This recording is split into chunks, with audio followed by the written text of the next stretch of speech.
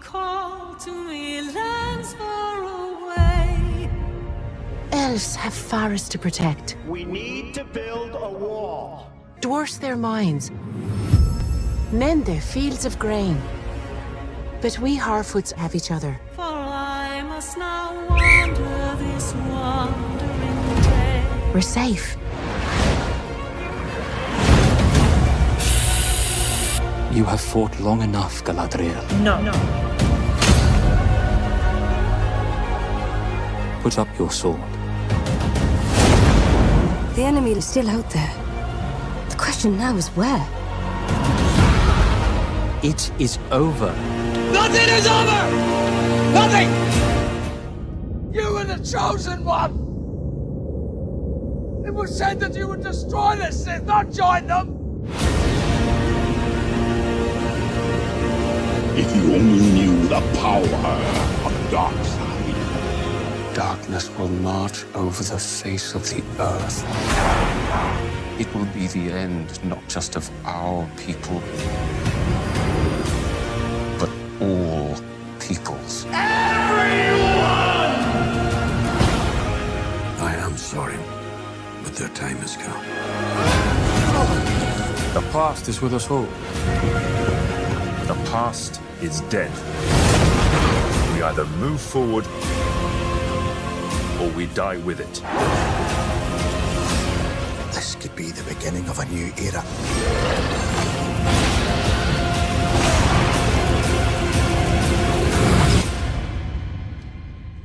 Away I must wander this wandering day.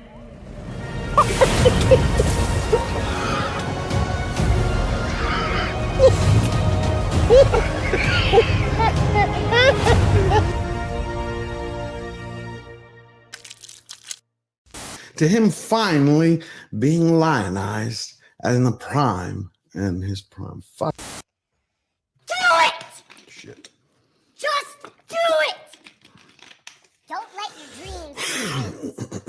Yesterday, you said tomorrow. So just do it! Make your dreams come true! Luke went from being, oh no. Welcome, Slayer Nation. I have some great news for you today. I hope you're all doing great. Nope, that didn't work. One more. You have failed me for the last time. Welcome, Slayer Nation. I hope. If you're tired of starting over, stop giving up. That is eating away at what you love in order for it to shine. And one man's vision is... Sometimes you don't have to make things better for them to be great again. You merely have to Okay. Hollywood continues to slow boil the culture and crazy. Well, right now, Spider-Man actor Andrew Garfield has stepped up and he's fighting motherfucker.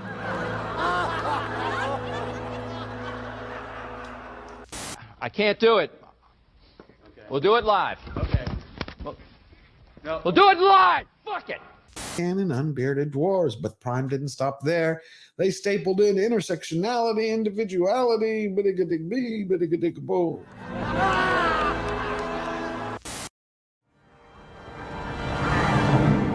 So it begins. At my signal, unleash hell.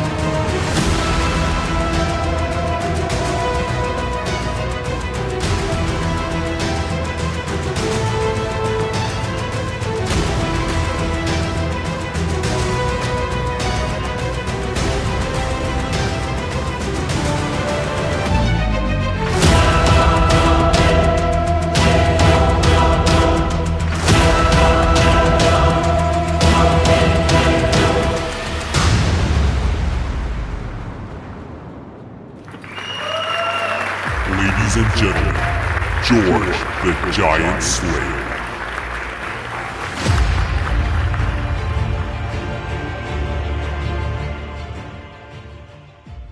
What's going on, everybody? We're back, and we are live from the Lone Star State, where our stars are as big and bright as Hollywood's lies. So it looks like we have a full house. Everybody's packing in. It's so great to see you today. You know, two things happened to me this week. One, I fell in love. I was like, I saw Gina Carano again. She had an interview with Patrick Bet-David about, you know, she's taking her stand, talking about her lawsuit and the way she was working it with Elon Musk and how that's proceeding. But I like the fact that she's standing up for free speech, not for herself, but for everyone. And then before we get going, I was thinking, you know, earlier about how much I enjoyed the member stream that we did about, 10 days ago.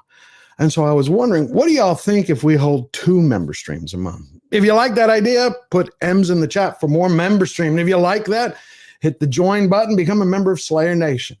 Now today, we're going to take a ride to the Wild West of Hollywood's, lawsuits, their literary blasphemies, and their wins and woes. And first up in this rodeo of ridiculousness is the shameful treatment of Gina Carano. For those who don't know, she was once the darling of Disney Plus's Star Wars series, The Mandalorian, until the Empire of the Tragic Kingdom turned her into a rebel scum. Then she got the backing and big pockets of Elon Musk. It's kind of like we're going to see this space cowboy in an electric night throw a big sling slot over to the Tragic Kingdom. So we're going to get our first guest out here. Now, this is a longtime friend of mine, and it's his very first time here. This is a guy who's armed with a pen that's sharper than a director's cut. He has the perfect prescription for what ails Hollywood, the incredible passion of Script Doctor. How you doing, my friend? I'm doing well. It's honored to be here, and I'm honored to be here for the first time as well, because one of the things I greatly appreciate you, sir, is you always have very insightful questions that not the average person tends to ask, and it always facilitates great conversations. So I'm happy to continue that with you here live on your show of Slayer Nation number 9. Number 9. I can't actually believe it. I mean, it's been a lot of fun. It's been a lot of fun, and I'm really glad that you've joined us, because I always love your insight. I mean, it's just what your knowledge and everything you know behind the scenes, and as doing what you do, your expertise. You just always bring so much wisdom to the table. And I try, because I'm not very wise. Well, I think you are. I've always thought you are. I appreciate that. Thank you. And we're going to have another person. He's returning for his second time. It is the one guy who lays it all on the line. He's going to make you think as much as he makes you laugh. The whirlwind of wit, wisdom, and wonder, Paul Chato. How you doing? You're muted. He's going Marcel Marceau on us. Hey, yeah. I thought you were going to start miming. No, but the last question you asked me of whether I liked lime Tostitos, that was not very, that to me was not the best question to ask. Lime Tostitos, really? I never tried those. Are those very good? That's kind of like pineapple on pizza. Hey, excuse me. That is the national Canadian dinner after poutine. After poutine, I love, actually. I tried it last year. When I first heard it, though, you know what it reminded me of? In Greece, we say putana for something else. Okay.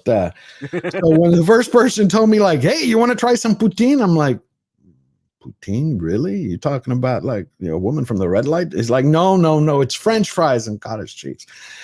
But no. It's cheese curd. It's not cottage cheese curd. Well, they gave me cottage cheese. I guess I haven't had the real thing. Has to be and it has to be the sauce has to be made from chicken fat only.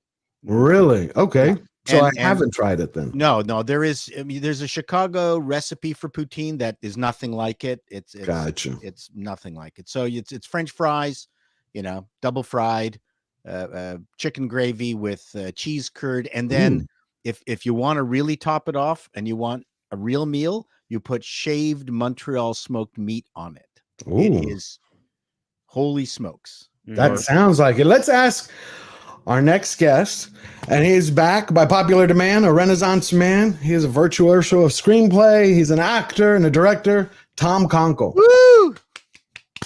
How are you doing? You're back. We didn't get to talk to you last week because of everything that was going on. Want to dive deeper into everything that you're doing, plus the film that you're putting together. And another Marcel. Brett is muted. Oh, there we go. I was muted. Yeah, it's an absolute pleasure being here. Great panel, and yeah, we did have some fun talking. I think the internet hated me there towards the end. I was literally driving. Never Yeah, trust well, a director who doesn't know how to turn on audio. Exactly. Well, I have people for Readings that. from the sound guy. Yeah, exactly. But thanks for having me, and I'm looking forward to Absolutely. it. So, what do you think? Have you tried this poutine the way that Chad was talking about? Well, I'm glad that Paul kind of blew the doors off this whole poutine controversy coming out of Chicago. There's the whole East Coast, West Coast poutine battle. Yeah. We lost some people in Chicago over that. But yeah, it's good stuff. It's really good stuff. It's addictive, let's face it. Oh yeah. It's Canadian crack. Canadian crack. I Wow. completely believe. Well, next to agree maple with syrup, absolutely, yeah. Next to maple syrup, which Vermont also, yeah, so big Vermont problem has good area. maple syrup. What can I say? Yeah. Someone's got to give it over to Trudeau. Give him enough so he can Leave. Leave. Yes, exactly. So we were waiting February 29th. That's when his dad did the famous walk in the snow and decided to leave politics. So we were hoping on Leap Day. It would happen He would again. do the same. It would happen again. It's like the ending of the first Judge Dredd movie when Christopher Plummer walks out with a gun in the Book of the Law. Oh. We were kind of hoping that would be the same case, but in the snowy tundra for young Justin. How did y'all get saddled with him after his father? That's the. I know that story very well. So there was a scandal in the original Liberal Party, not done by our prime minister or the deputy prime minister, but by other people that have infiltrated in, and it caused a big stir in Canadian politics. And so Jean Chrétien resigned, Paul Martin took over, and there was so much controversy from this sponsorship scandal that when Brian Harper ran for office, he managed to win a minority majority of the parliament. People were not really too happy with how he was handling things for many years, even though he kept on barely winning and holding office, similar to how Trudeau is behaving right now. And the Liberal Party just didn't have a champion anymore. There was another man named Jean Charest, who people were kind of mixed about, who was of the Liberal Party, but he moved over to the Quebecois because he wanted to make sure that Quebec would stay within Canada's union. Mm-hmm. And they didn't have Quebec is a lot like Texas. Really? I've been to Toronto, never to Texas. Wow. So here's the thing. I wanted first to talk about, so we had a lot of news this week in many ways. I mean, we had Amazon's coming back with Rings of Power Season 2. Woo! Yeah, well, yeah. Except this time I've started noticing, because I was working on a video for it, that the first season, remember they rolled out the super fans, the shills. We're like, we love Tolkien. We know everything about Tolkien. And the conversation, one of them's like, I think Sauron may be a good guy. Looks like he could have a love story. I'm like, okay, go smoke some crack. Get the hell out of here. So, and then that didn't work. So they started attacking the fans. First the shills, and say, okay. Then they were like, Tolkien's a bigot, a raisin. Blah, blah, blah. Well, this time they just came out and said, to hell with it. We're just going to lie. So magazines that they either control directly or indirectly are now starting to push out this whole thing about how season 1 was a complete bona fide success. I kid you not. But before we get there, then we had Dune. I went and saw it yesterday. But what really moved me, because our next guest is going to be here, she's going to be a little late. It goes well with her. Y'all all know Carolyn from the Rippaverse. Okay. Oh yeah. How cancel culture went after her. And so I thought we'd first start with Gina Carano. I watched that Patrick Bet. I can't even say, is it Patrick David Bet? Patrick Bet David. Patrick Bet David. Patrick Bet David. So I watched the interview, and there was a few things that just really moved me. And I think one of our problems that we've had in our country for a long time is that not a lot of people stand up. I've always viewed that courage is the cure for control, like those who want to own us. So for everybody who doesn't know, if you don't know and you've been living under a rock, Gina Carano was at one time a darling of Disney Plus for the Mandalorian series. And there's a lot of debate whether she was fired or her contract expired. Well, she goes into this, how she was fired, and they discuss it. So I thought we would cue up with her first video explaining exactly what she was originally trying to do. This all happened over 2 tweets. One in the August of 2020, where she was being hounded by Twitter for saying, like, hey, where are your pronouns? Where are your pronouns? And she put out a tweet, which was like beep, bop, boop. Those are it. They all flipped out, calling her a phobe, a hater, this, that. Then in February of 2021, if you set the stage and think about it, Black Lives Matter protests, lockdowns, yada, yada, yada.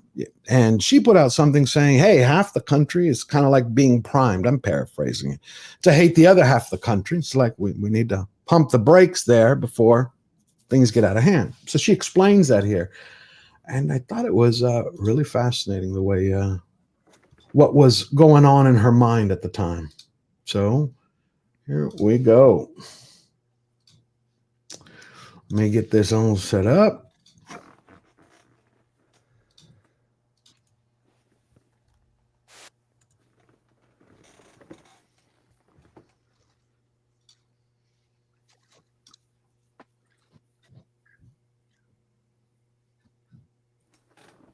Yep.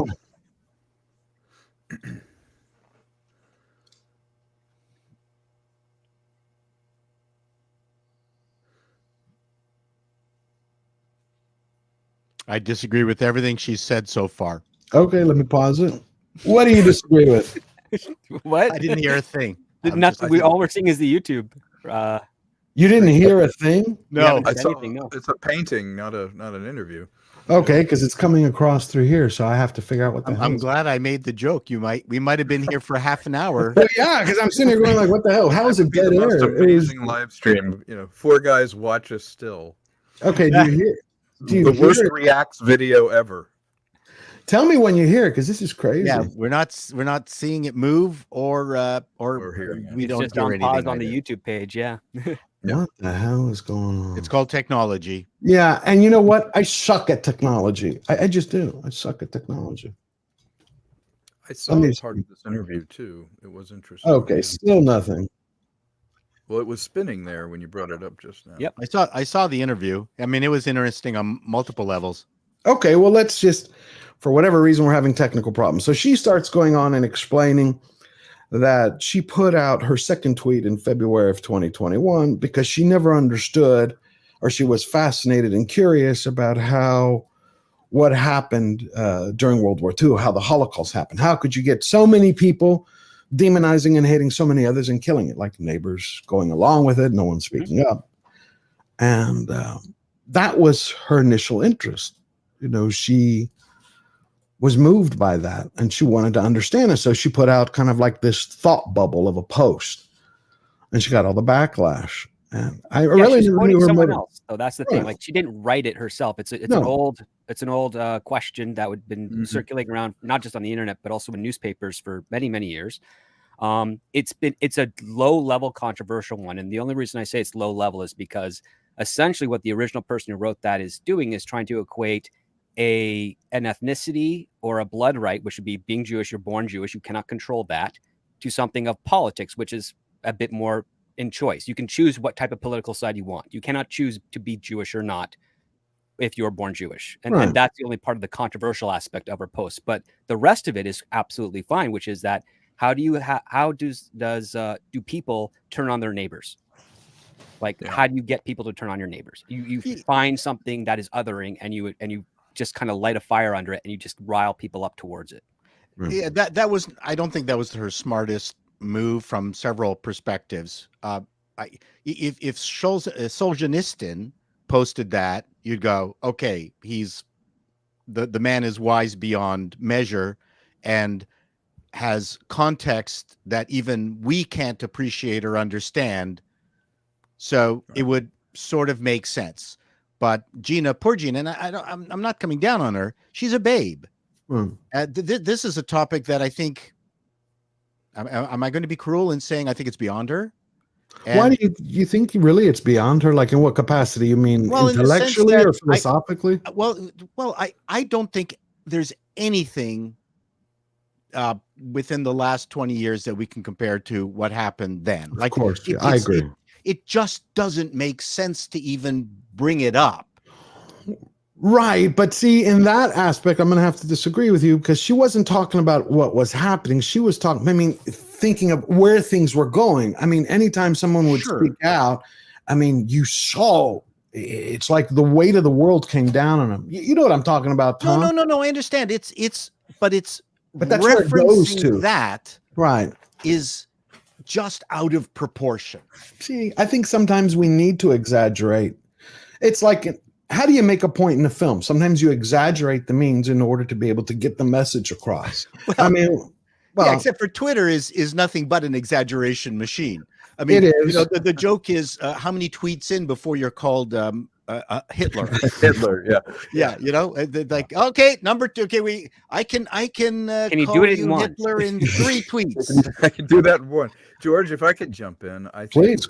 a better question, perhaps, is how do we raise the threshold of what's considered hate and what do we consider oppression? Because I feel like that bar has been so lowered now that literally her making a beep bop boop joke is oppressing or hating people. Well, there's that too, right? Yeah, and I feel like when you get into a situation where, as Paul said, using the absolute worst example seems to be the only way to get through to people. What that speaks to in me is that the discourse itself has become either such a low threshold that no one listens, or such a high threshold. And the problem is, I grew up in a time where you could watch a television show where a conservative and a liberal could sit down and have an hour-long discussion on television and still respect each other, not call names, not blame one for being Hitler. What's happened is that an accelerant has been applied. And so just disagreeing somehow is as good as loading somebody on and having them executed. And it's like, wait a minute, I disagreed with you on Twitter. Just calm down. Hold your horses. Like, where you going? we need a calm down moment in this generation where people begin to scale their reactions, scale things to what's being said. You can't be hurt by everything or nothing means anything, but also we can't just accept, as you said, George, we can't accept these indignities. We can't accept this is good for you and you have to think this way. We should be able to be dissonant without being thrown out of the house. Beautifully said. I think no, Paul, go ahead. No, I was just going to say that most of the conversation on Twitter is not at the level of William F. Buckley and Gore Vidal. Okay, it isn't. You're right, but it's feelings. They're vetted. I'm sorry, George, but they're vetted. No, you're That's right. the problem. They are vetted to speak on the subject. Now with social media, everyone is equally given a voice. The thumbnail of a guy who just stepped out and doesn't know anything about it, his opinion is given the same volume as them. And in the days where, old man shouting at clouds, like newspapers would get opinions from people, and then a staff would vet whether those opinions moved the argument forward or were worth publishing. By removing the middleman, yes, it's great for everyone to have access, but then that means the threshold of being offended and the threshold needs to be raised because everyone's voice is given the same volume. And that's a problem because, like you just said, they may not know what they're talking about, but their print is just as big as somebody who does. You're Hitler. Right. Yeah. according to radical Twitter, everybody is Hitler. I mean, it's like it's so inane. But I wonder if that name's going to come back, by the way. What? I'm sure. You didn't know that? I think it was 6 years ago or 8 years ago. I kid you not. There was a husband and a wife who were suing or had to go to court in New York or one of the outer boroughs there where they were like, they wanted to name their kid Adolf Hitler. Right. I don't really like this kid. Let's name him Hitler.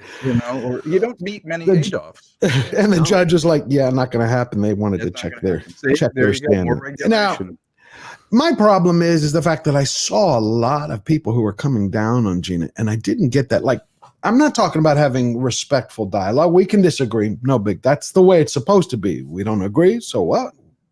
Thank you. And we move on to the next topic. My point is I think Gina was seeing what, again, in my opinion, don't know the lady. I think she was seeing something that a lot of people saw. Like, where could this go? I mean, had people who were like in the Civil War, they stopped talking to their brothers, their sisters, their mothers, their fathers. And it's like, whoa, this is spiraling out. And since I'm having issues with the damn video, she goes on to talk where she describes the very first time that she met Kathleen Kennedy. Now, I had to listen to it twice because I'm like, this couldn't have been your first time. She's like, okay, so she gets the Mandalorian role. And they do the D plus, what do you call it? The D23 or D21 or whatever it was. The whole Star Wars exhibition. They go there and she goes, that's the first time she went to meet him. And Kathleen Kennedy was shaking everyone's hand. Gina puts her hand out. She goes, she wouldn't shake it. Imagine that. Your boss's boss won't shake your hand. And I'm sitting there going, and this woman had to fight that in many ways from day one. They weren't in her face, but when you have that kind of reaction, to me, it means even more for her fight, because we have too many people. It doesn't matter if it's in Hollywood. It doesn't matter if it's in your local community, your neighborhood, too many people who are silent. And I think silence like that mortar that builds a tower of tyranny. And you know, wait, was that D23 or was that the wrap party for season 1 of The Mandalorian that situation happened? She was saying, that's why I'm going to try to fix this video. She was saying to David that it was the first, they brought him out on stage. She said they brought everybody out on stage. I believe it was a convention script. And she was going down the line, you're like welcoming each one of them, you know, shake it. And she stuck her hand out and Kennedy just wouldn't shake it. And he's like, why wouldn't she say something? I don't know, but she's like, I'll tell you why that Catty happens, women, George. I'll tell you why that happens, and I've actually had it happen to me, and I've seen it happen before. When you're doing a shoot, when you're putting together production, there are producers' picks and directors' picks. For example, if you're on a commercial and the client and the producers don't want you, but the director really does, there's usually a conceit made where it's like, oh, we don't want Tom, you know, we didn't want to go funny, but the director really wants him, so let's have everybody else that we want here, and that'll be your gimme. But they won't be warm to you because you're there because the person they hired to do this wanted you, not they didn't want you. It is possible that Jon Favreau wanted her badly enough that the conceit was, okay, you know what, we'll go ahead and bring her in on this role, but it's not my first choice. And so sometimes that carries, unfortunately, if you're you know, you hold it against somebody or petty, and I'm not saying she is. I'll say it. I think Kathleen Kennedy is disgusting. I am not a Kathleen Kennedy apologist, just so you know. If you like her, that's your right. I won't rain on anyone's parade. I can't stand the woman. I can't. My point being, I think the dynamic started very early, that if it wasn't the producer's pick, there's never going to be, there's going to be every excuse to try and find a reason to get rid of them. And that could have been, as I said, an accelerant put on it. The minute she had an opinion, strong woman with opinion doesn't agree with another strong woman with an opinion, it's oil and water, and that this was an inevitable thing, because look how the firing was held. You know, it was held in the public court. It was held without, you know, the protocols. It was like, hey, I just found out on Twitter I'm fired. You know, there was definitely a firestorm that happened, and that's the problem again, is if you can't voice opinions, then the whole social media, you know, construct falls apart. But we've never had access to movie stars and celebrities the way we have now. And as to Paul's point, sometimes their unfiltered opinions are not considered. And if they're the business, if they're the job, they probably should vet at least through one person, go, hey, I'm thinking about posting this thing. Yes. What do you think? Because we don't have those protocols anymore, and direct access is like, you know, authenticity is direct access. I disagree. I think in the old days, again, shouting at clouds, before somebody made a statement in a magazine in the 40s or 50s, or somebody came out and said, hey, I like communists, you know, you'd be like, you know what, I'm going to run this thing that Clark Gable said by somebody and see if we agree with it. So perhaps this is a watershed to say, we're allowed to have people that have conservative views or Republican views, but they, just like Democrats, should start to be vetted where we work towards the middle. And some things, though you may agree with and you may want to say, shouldn't be said in the business setting. Now, I'm not saying it was worth getting rid of her, but maybe this is a watershed where we go, you know what? From now on, there's somebody who is going to look at things before something drops. And that goes for both sides of the political aisle. We don't want to see your incendiary left-wing crap. We don't want to see right-wing crap until someone goes, does this move the ball forward for the business and who I am, or is this a personal opinion? Because not all opinions should be public. Right, I agree with that. Yeah. There's a couple of things that you've brought up, Tom, and I've talked about. Number one, that this studio, Disney, has managed this extremely badly. They have a history of hiding behind actors and actresses. The woman who was the star of Obi-Wan, whatever you thought of her, I actually did a video saying it was despicable what Disney did, and executives didn't come out. You had Ewan McGregor in a weepy video in a car. Hostage video. It was, and the thing is, she should never been hung out to dry by Disney corporate. Disney corporate are chicken shits. And they've done this now 3 times where they've let the poor actor or actress represent the company. Like, who in their right mind would let that happen? Right. One, from a practical perspective. Yeah. Number 2, like, you're assholes. Like, you know, Bob, you go out there and do it. Then the second thing I wanted to mention was poor Gina has not risen to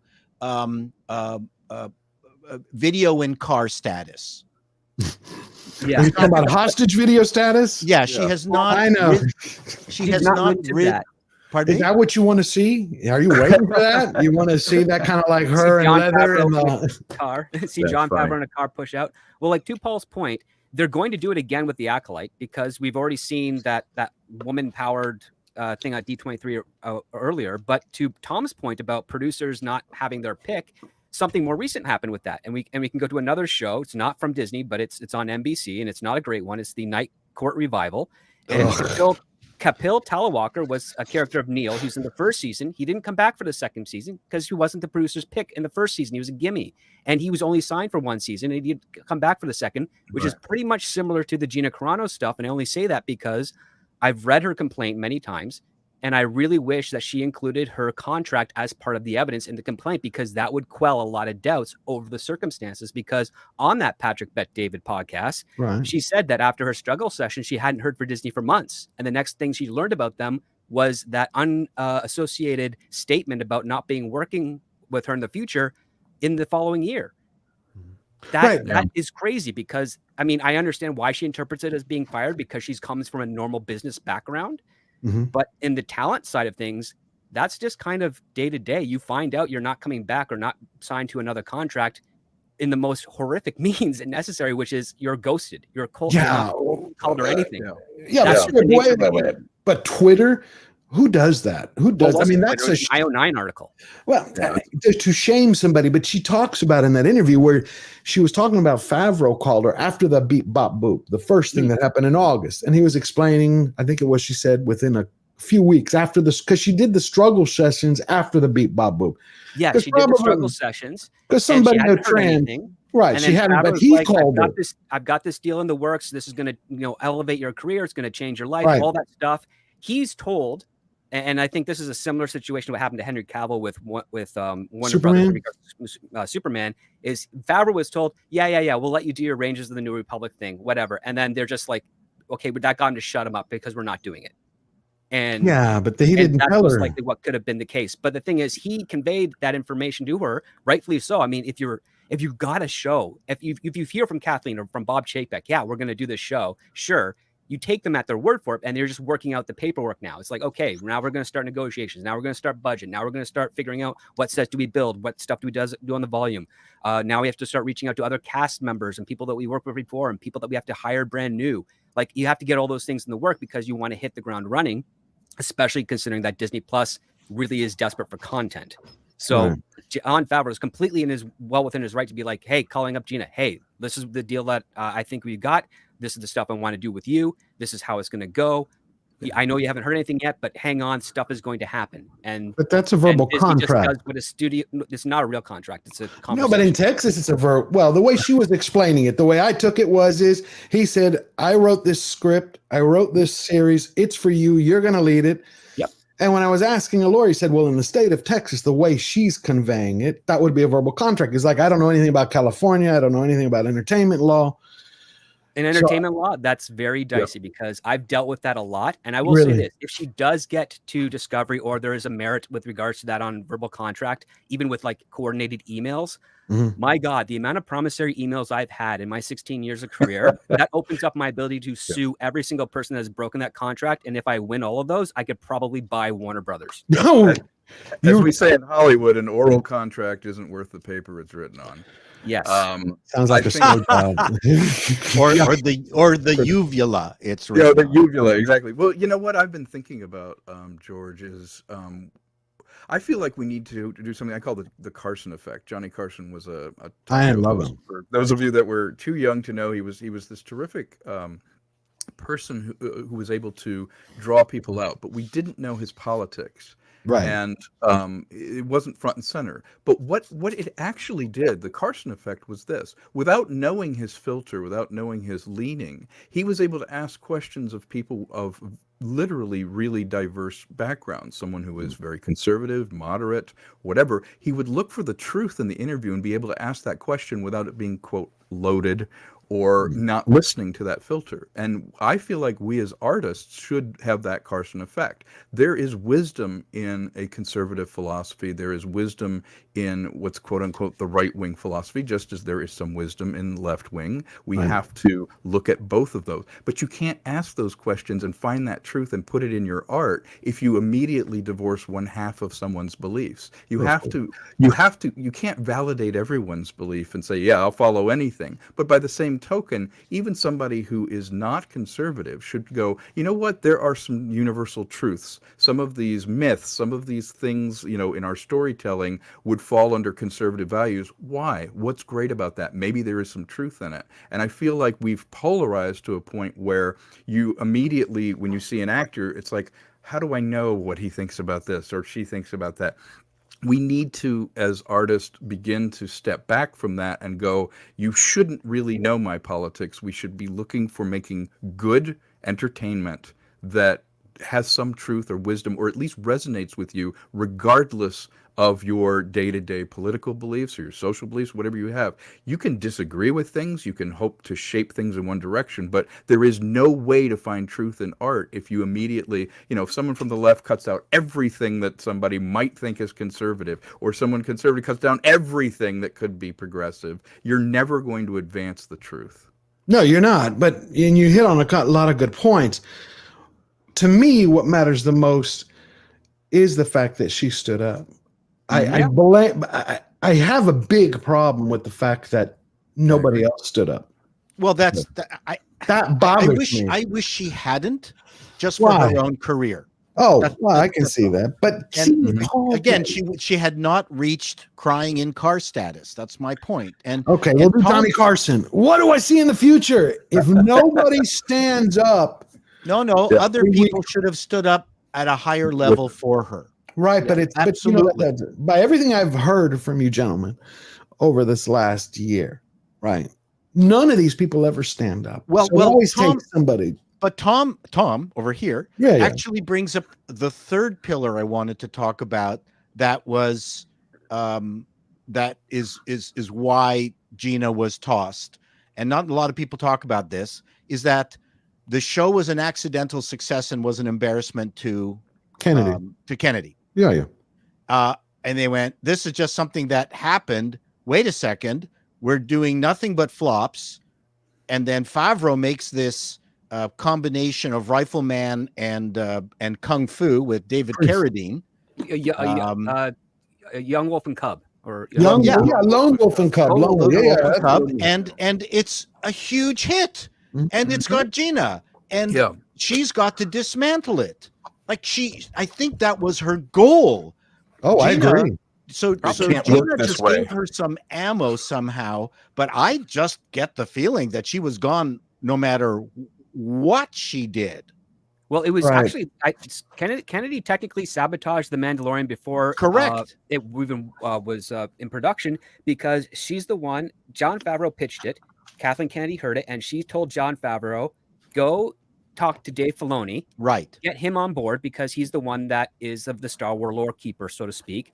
And that's how that show got picked up. Basically, she already made sure that this show, if it was a hit, if it did embarrass her, she could just phase out Favreau or beef up Filoni to basically turn it into the garbage that was the Clone Wars cartoon, which I know there's fans of. Yeah, there are a lot of fans of them. I am not. I couldn't stand it. You know, like the storyline? I'm just curious, or just not the animation? I'm just I thought some parts of the storyline had potential, but there's a big flaw with the prequels, and that is the fact that you put in a prophecy around a main character that they have to live up to, so you remove the agency of choice with Anakin Skywalker. You also make him way too young. and you also kind of make him way too revered and popular, which is not a good thing to do when you're dealing with, hey, how do you have a Luke Skywalker hide on Tatooine on the outskirts of the Empire when his father is one of the most famous Jedi in the Republic during the Clone Wars? Okay, that's well, really. If he was just a regular Jedi who hadn't been named Skywalker, who fought in the Clone Wars along Obi-Wan Kenobi, friends with Bail Organa, all that type of stuff, a soldier that could technically hide but have reverence within those that actually knew the war, you're fine. Because but you're going to have the essence story. of the Clone Wars built up Anakin Skywalker as this uber legend, where you're like, you've completely destroyed your verisimilitude when it comes to Luke Skywalker being able to hide on Tatooine. So we could have a scenario where even though she attached Filoni to the show, after it became the inadvertent success that she was trying to make sure it was never going to be, we could have a scene with, I don't know what happened. I tried my best. I even attached that turd Filoni to the show, and it still turned out good. What the hell is going on? Well, we saw Filoni. You said, I mean, I'm going to say this. I bought Filoni hook, line, and sinker. I did. I was a person until I saw Ahsoka. I was a person that for years, mea culpa, who thought like, oh man, they need Filoni, Favreau. Filoni, if he gets in there, he's not going to be licking boots. I think a lot of people did. I know. I'm one of the idiots at that time. And then when I saw Ahsoka with one of the main heroes of his own prior storyline, writing, pardon me, bitch, behind a girl boss who was horribly cast and I think horribly written for Ahsoka, I was like, hey, this guy is a sellout. So y'all are saying that Kathleen Kennedy did this. So here's my question. Imagine the way Gina stood up if Mark Hamill had stood up and said, Last Jedi, I'm not going to do it. Rewrite it or I'm gone. Because without Luke, you don't have sequel series. Well, that's where money comes in, because Mark Hamill was moderately successful, mostly as a voice actor in the 80s and 90s. He was not going to walk away from The Last Jedi if he didn't agree with it, because he probably saw it would have a ripple effect that would not just affect himself, but affect one of his best friends, which would be Carrie Fisher, because she wasn't acting at that time. She would take any job she could get, and she explained publicly why, is because Hollywood doesn't hire actors of her age, women actors of her age. Right, they have expiration dates. They do, but he did voice like, this is not my Luke Skywalker. This is the whole Jake Skywalker thing. I can assure you, the moment he said that, Disney got right on his butt, like because really he hard. changed in the interview. When in the interview the week after, it was like, oh, this is good. It was very odd. Yeah. I want to see if anybody has any questions for us real quick. Hold on one second, because I really like where this is going. We have new members. Not a question, but we have Siphon became a YouTube member. Thank you, Siphon. Who else joined us? We got Aaron Charman became a YouTube member. And Jim Alaska. I have not seen Jim since, I think it was 2021. It was my very first Friday Night Tights meetup where I met him in Las Vegas. I hope you and the family are doing well, Jim. Thank you so much. He gifted 20 George the Giant Slayer memberships. Everybody pick them up. Become a member. I think I'm going to hold 2 a month now. And then we have, let's see, we got Steel Leg of History, gifted 1 George the Giant Slayer. Thank you, Steel Leg. Been watching your channel. Keep going. And who do we have? We have Lord Jacob of House Babrick for $5. Hail, Giant Slayers. Hollywood gave me Dune Part 2 for it. But I couldn't think of a better way to celebrate my birthday than with you, beautiful people. Happy birthday. Happy Lord birthday, Jacob. Beautiful. You got to tell us, did you enjoy it? Not enjoy it? What did you think of it? And then we have I Love Scotch. Sent a super sticker for $2. And Olaf Van Ness. It was great seeing you during the last stream. George, love the lineup of the panel today. All legends. Yes, they are, my friend. Now, so here's the thing. I'll keep going back around to it. I know money was involved with Mark Hamill, but at some point, you have to put principle above money. I think this is something we've all gotten into. In California? Anywhere. Don't you think that's a big problem? That I know you're lying. I mean, I'm just making it's a joke. problem. Yeah. It's a problem for us everywhere, though. I mean, we see it all around us. Paul, we see it in Canada. I see so many people have allowed what's going on there. We've seen it in Arkansas, California. My God, New York is a cesspool. San Francisco, the same thing. Too many people have gotten, I think, need to get comfortable with being uncomfortable and then take a stand. I think that's why I was there's an innate niceness at the core of social justice. Right. That you go, okay, I want to be a nice person. Who doesn't want to be a nice person? But Me. then you get, yes, I don't want to be a nice person. I want to be a real person. You really do but believe that? real can be nice. But do you believe that there is? No, seriously. You believe that there's some nice quality is that the selling point, is what you're saying, to social justice warriors? There's a niceness? Yeah, that is the that's the catnip that brings people in. You go, Really? you know, yes, absolutely. It's Okay. it's you know what? I mean, Toronto is a very multicultural city, but it worked for the longest time because it was generally European export. We had similar middle class values. Right. And then when you bring immigrants in that don't have the same middle class values, then you start noticing that something is wrong or changing. I mean, we were very lucky in Toronto for not having some of the the infrastructure problems that are in some of the bigger United States, bigger cities. But I think things are changing, and I think you can be too nice. I think at some point, and my son, I'm going to use this as an analogy. I learned very early on. My son, who was not the greatest soccer player when he was doing junior soccer, the thing that drove him nuts was when the referee did not adjudicate the same to both teams. Right, of course. He did not care about losing. That's not what bothered him. He would just come off the field in a roaring, steaming, angry mess that the ref did not call the games equally. And I think humanity, that's what we all want to see. It's not goodness, it's not happiness, it's fairness. What we're seeing is fairness has disappeared because the left does not believe in fairness. They believe in putting the finger on the scale. Right. The woke tardy to me is nothing. See, I don't know. I don't see any of the niceness to it. I see a cult which is following the Chinese Cultural Revolution. They're trying to twist tradition, hang history on the back hook, and then pump out what words you can say, what you can't say, in order they can program a new generation to push their. Let me give you an example. Out of the Spanish Inquisition, if you want to really get into the details of it. Right.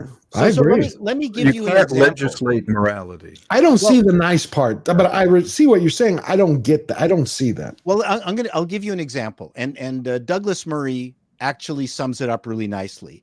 We went through this whole business maybe starting in the 60s, and we kind of ended in the 90s, where just on the gay side, because in the 70s I fought for gay rights. I had eggs and ink thrown at me for my efforts, okay, by the good people of Toronto, while police were truncheoning some of my gay friends around me, okay? So that was a terrible period in the early 70s. And but in Canada, yes, wow. And by the 90s, we had gay rights, gay marriage. A good chunk of my employees, like a third of my employees were gay. A lot of my clients in the Fortune 500 companies were actually closet, homosexuals and lesbians. And 90% of Hollywood. And there was Hollywood too. I mean, when I spent a lot of time in Hollywood in the 90s, and I mean, almost every dresser was gay, all the makeup people. It was just a great, glorious time of, these great flaming faggots. I mean, sorry, I shouldn't have said that, but I mean, that's Frantics, because in Frantics, you were doing Frantics at that time, weren't you? Yes. So the thing is, it was a wonderful time because there was nothing that the wonderful gay dresser wanted to do than dress up a beautiful straight woman. Like they just loved doing that, right? The poofters, we called them. So, and sorry for the other word. But what's changed, and Douglas Murray said, the train of goodwill came into the station, and then the social justice warriors said, this isn't enough. I'm going to kill the conductor. I'm tossing the engineer off the train, and I'm putting my foot on the gas, and I'm just going to keep that goddamn train going. Now I'm going to find things that don't exist. Right. Find problems that don't exist. That's why I say if they don't have them, that train has to stop, and then they lose that power of control. They don't want the train to stop. That's where now in the era is that they were afraid the train was going to stop, and they were going to be out of jobs. They're going to be out of their political milieu, and the unions, well, not the unions, but I mean everybody in the social justice side had to find a way to keep that train going, or they were going to lose their work. And it's different today. You are exactly, but here's where it's different today. Look what you just said a second ago. You used a word and you're like, I'm sorry I used it. Why should you be sorry? Not for that word. No one should fear using any word. And then it's up to the individual person to go, well, either I like it or I don't like it, and then to decide. That's what I can't stand. Well, I mean, and that's particular word and that word we used amongst each other. Like that was a colloquial term that we didn't mind using amongst each other. But I understand that sometimes words. It is. See, to me, but that's the point is no one should be sorry. If I use a word and people don't like it, guess what? They're going to punish me and they're going to say, I'm not going to listen to George. That's how it should work. It shouldn't be someone coming from the outside. Sure, of course. Like Tom just said, you can't legislate morality. But look at where we are today. DEI, right? You got DEI everywhere. Amazon now has added DEIA. I'm like, okay, next week it's going to be DEIAB. And look what it's produced. I think we have an industry now that in the 90s, I think we were approaching a point where we had almost solved most of these, what I'll call social glue problems. Everybody was living like live. We built a strong foundation, like one of the most solid foundations ever, where we could actually, if new ones came about, we had the discipline to debate it to make sure that it was the right call. Because again, I went to school where some of my best friends, they were the children of same-sex couples, and they grew up fine. And guess what? They're not gay. They're married. They have kids of their own. Everything was fine. The problem is that there are some people, and this is the nature of predators. Predators see an opportunity where something that they falsely equate is equal to themselves has occurred, and they try to get in on that, and then they push it further and forward, and it causes a divide. And that's why you have a bunch of people that are of a certain persuasion saying, we don't want to go this far. This is way beyond our own stuff. This does not maintain the values that we have. And then they're called, traitors or detractors or non-allies, non-allies and stuff, when they're the ones that actually did go under great lengths of risk to get to where they were. And they're the ones that no reasonable person would have ever an issue with them watching their kids if they had to, because it's not about who they sleep with. It was just about the fact that one of the best messages is that if there's consensual love, it should not between two adults, ideally. I mean, only two adults, of course. But if there's consensual love, it should be not really much of a judgmental. It should be revered, because falling in love is a very difficult thing to do. Not many people get that opportunity or get that privilege. And, if it happens to be two people of adult consenting age that have that, why would anyone care? Why should anyone care? Or a marsupial? I just want to add. Or a marsupial. See, the fact that you have to say that, I know it's a joke, but in Oklahoma 8 weeks ago, you had somebody who was identifying, who went again before a local magistrate, a court, and wanted to be officially a SEAL. And not in the Navy. Like you did, not a Navy SEAL. Yeah. The judge almost found her in contempt because she kept, and he's like, speak. And the attorney with you's like, well, she identifies as SEAL. See, that's a mental disorder. It is a mental disorder. See, that's what we should be able to say. We need to send people back to Bellevue. We need to have Clown World locked back up. Everybody get back to live and let live. That's why bringing it right back down to Gina. And how did we get, and again, Gina is part of that entire group where how do we have male-bodied individuals competing with women in sports? It's part of that it's the same thing that somehow we've normalized insanity, and we're scared to death of it. And Gina fits into that same level. Well, it's been normalized because, unfortunately, for many decades in the medical community, they abused people with mental illness. They did. And as a form of treatment. And then it was, of course, cut, defunded, heavily regulated, scaled back, and minimalized. And now the patients are out in the public and going crazy. And basically, it was like we did it to ourselves, because we, instead of, treating with care, compassion, isolation, understanding, we would drug them up, we would beat them, we would electroshock them. I know, but I know we did that. But we need to go back to what the ancient Greeks taught us, the golden mean, balance in all things. We were right there. Tom, what are you going to say? Because we were right there. To that point, you were just getting to it, I'm sure. I think what we're all saying is we need to take a pause. Just as, like I said before, where our threshold of being offended is either too high or too low. Maybe we need to figure out what is our intolerance level.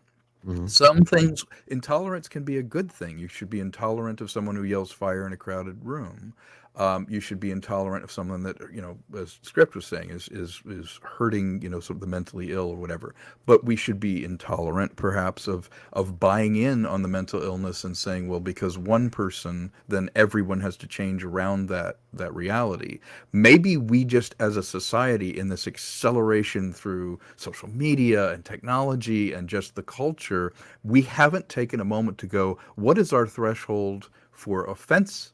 And what is our tolerance level? What are we intolerant of? What can we agree on so that everyone feels, that we have a solid foundation to a society? We agree on what are we intolerant of, what is accepted, what isn't accepted, and that just becomes a norm, a mean by which everyone doesn't feel like, I'm living in Crazyville and we're doing it. But by the same token, we don't become intolerant of everything to where your free speech is like, you can't say your opinion anymore because we're intolerant of you. They're both sides of the same coin, aren't they? They are, but and right now, how many people actually feel free to say what they want?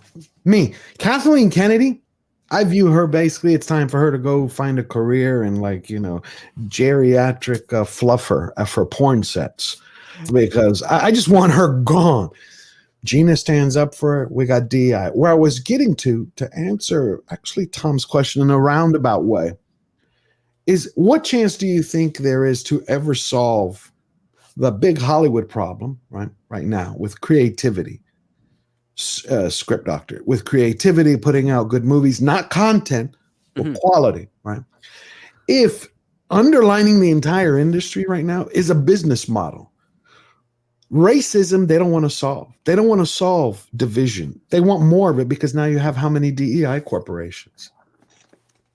How many intimacy coordinators? I mean, they've actually, that created an job is industry kind of diminishing. Recently, because there's not enough titillation. Well, it's also the fact that another studio has kind of taken the reins as to leading the direction of Hollywood. Like Disney had it for almost a decade with the Marvel Cinematic Universe and their acquisition of Star Wars. And what I knew long before I even entered the business is that Disney should never be leading anything. They are the most unoriginal studio ever. Like the only thing that they did that was fantastic was their animation. And then I would argue Warner Brothers knocked them out of the park with their Merry Melodies. They were just way more, I think, sophisticated in what they could do with not human-like models and not rotoscoping. But right now, Warner Brothers is kind of leading the way, and they aren't happy with the DEI stuff and the agenda-driven stuff. They don't care. They want to make money, and they made us. No, they do. I mean, you cannot. You're hard pressed to find a comprehensive DEI department at Warner Brothers today. Okay, I get that. I get that. I don't mean to interrupt you. I get that, but I want to add to, because I have a question for you. Why did they get rid of Cavill then? A bankable guy who everybody loves as Superman. Well, one, he never played Superman, unfortunately. He should have, but he didn't. Number two, you're looking at basically, this is par for the course when a new studio head comes in to take over a studio. Since they did not roll any film on Henry Cavill in a Superman movie, there is no need to keep him. And also, Henry Cavill, within his own fandom, because he has his own kind of fandom, he supersedes the title of Superman. And that is not a good thing to do at Warner Brothers. Warner Brothers learned this through Dick Donner and Tom Mankiewicz back in the 70s, that if you put a big name as the main lead of Superman, people are not going to see him as Superman. They're going to see the big lead. What about Christopher Reeve? I still see him as Superman. I mean, all these years. He was unknown when he was cast in 1977 or 76. When he was in 76 when he was cast, nobody knew who he was. That's why they had to bring in Marlon Brando and Gene Hackman, because they needed names to bring people to the audience, but they wanted people to see Superman for the first time and think that is Superman, not that's Christopher Reeve. They did the same thing with Henry Cavill at first, because again, he was relatively unknown. They brought in Kevin Costner, Diane Lane, they brought in Michael Shannon, they brought in Russell Crowe. They got those big names. That part of the formula on paper worked. The problem was that the execution was horrible and it was divisive. A lot of people really did not like it. And Warner Brothers looked at the numbers from Man of Steel and they compared it to Superman Returns, and they realized that they were basically even level. And if they didn't spend had to amortize all the expenses of Superman Returns from all the other failed Superman projects from the early 2000s and up to, and the entire decade of the 90s. Superman Returns would have been the franchise that continued, but they decided to cut ties there, give it a rest. But as soon as they cut ties, the Siegel family basically wanted the rights back for Superman. So Warner Brothers realized, oh, we have to make another movie. We're not going to do the stuff that we did with Bryan Singer. That's all in the past. Let's start brand new. We had Zack Snyder's Watchmen did really well. People like him. Christopher Nolan is backing him for some reason. I think Christopher Nolan did that as basically a slight to Warner Brothers. Not a favor, a slight. And the reason I say this is because, number one, Christopher Nolan did Batman Begins at the behest of like Charles Roven. And he liked it, but he didn't want to just keep doing superhero films. He wanted to do his own stuff. But Warner Brothers said, we're not going to do your own stuff unless you do one of the Batman films. And that's why he ended with The Dark Knight Rises. And he was very distraught that people still want him to do that. So he's like, I just kind of want to distance myself from the superhero films. Let me get the Zack Snyder guy to direct Man of Steel. I'll have my input in it, and then I'll never have to worry about this ever again. And that's what happened for him. It worked out for Christopher Nolan, but it hurt Warner Brothers because Man of Steel did not perform as well. They got desperate. They bring in Batman and Wonder Woman, and they debuted them shoulder to shoulder, live action for the first time on screen, and it didn't break $1 billion. And that was the first time Hollywood learned the hardest lesson to learn, which is that it's not enough to put those legendary IPs together. The movie still has to be good. Okay, so and they failed all the way through. Steppenwolf was great. What are you talking about? Did any of y'all get the fact that what I've never gotten, and I'd love to hear from all of y'all, how does $800 million not make a successful film? When you spend $360 million to make it. Was that how much Man of Steel was? I thought that was only 150. I didn't know it was around 300. Well, remember, you're spending half again. Right, for the marketing. On the marketing. And also, you only get 50% of the box office. And you only get 50%. And the other part, too, this was before the change in international pre-sale territories. So you were not getting between $5 to $10 million per foreign territory when you're pre-selling an IP movie as you are today. You were getting maybe $500,000 up to $1 million. Which it goes against the budget, which is helpful, but it's not enough to offset your costs.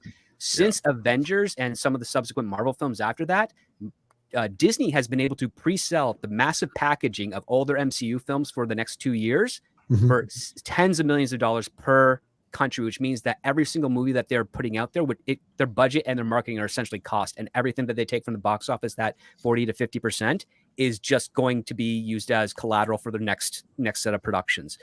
And it's such a I've been learning more of it recently just with another project I'm working on, and it's such a nightmare of accounting to get through because it doesn't work in the same way that it used to work like a decade ago.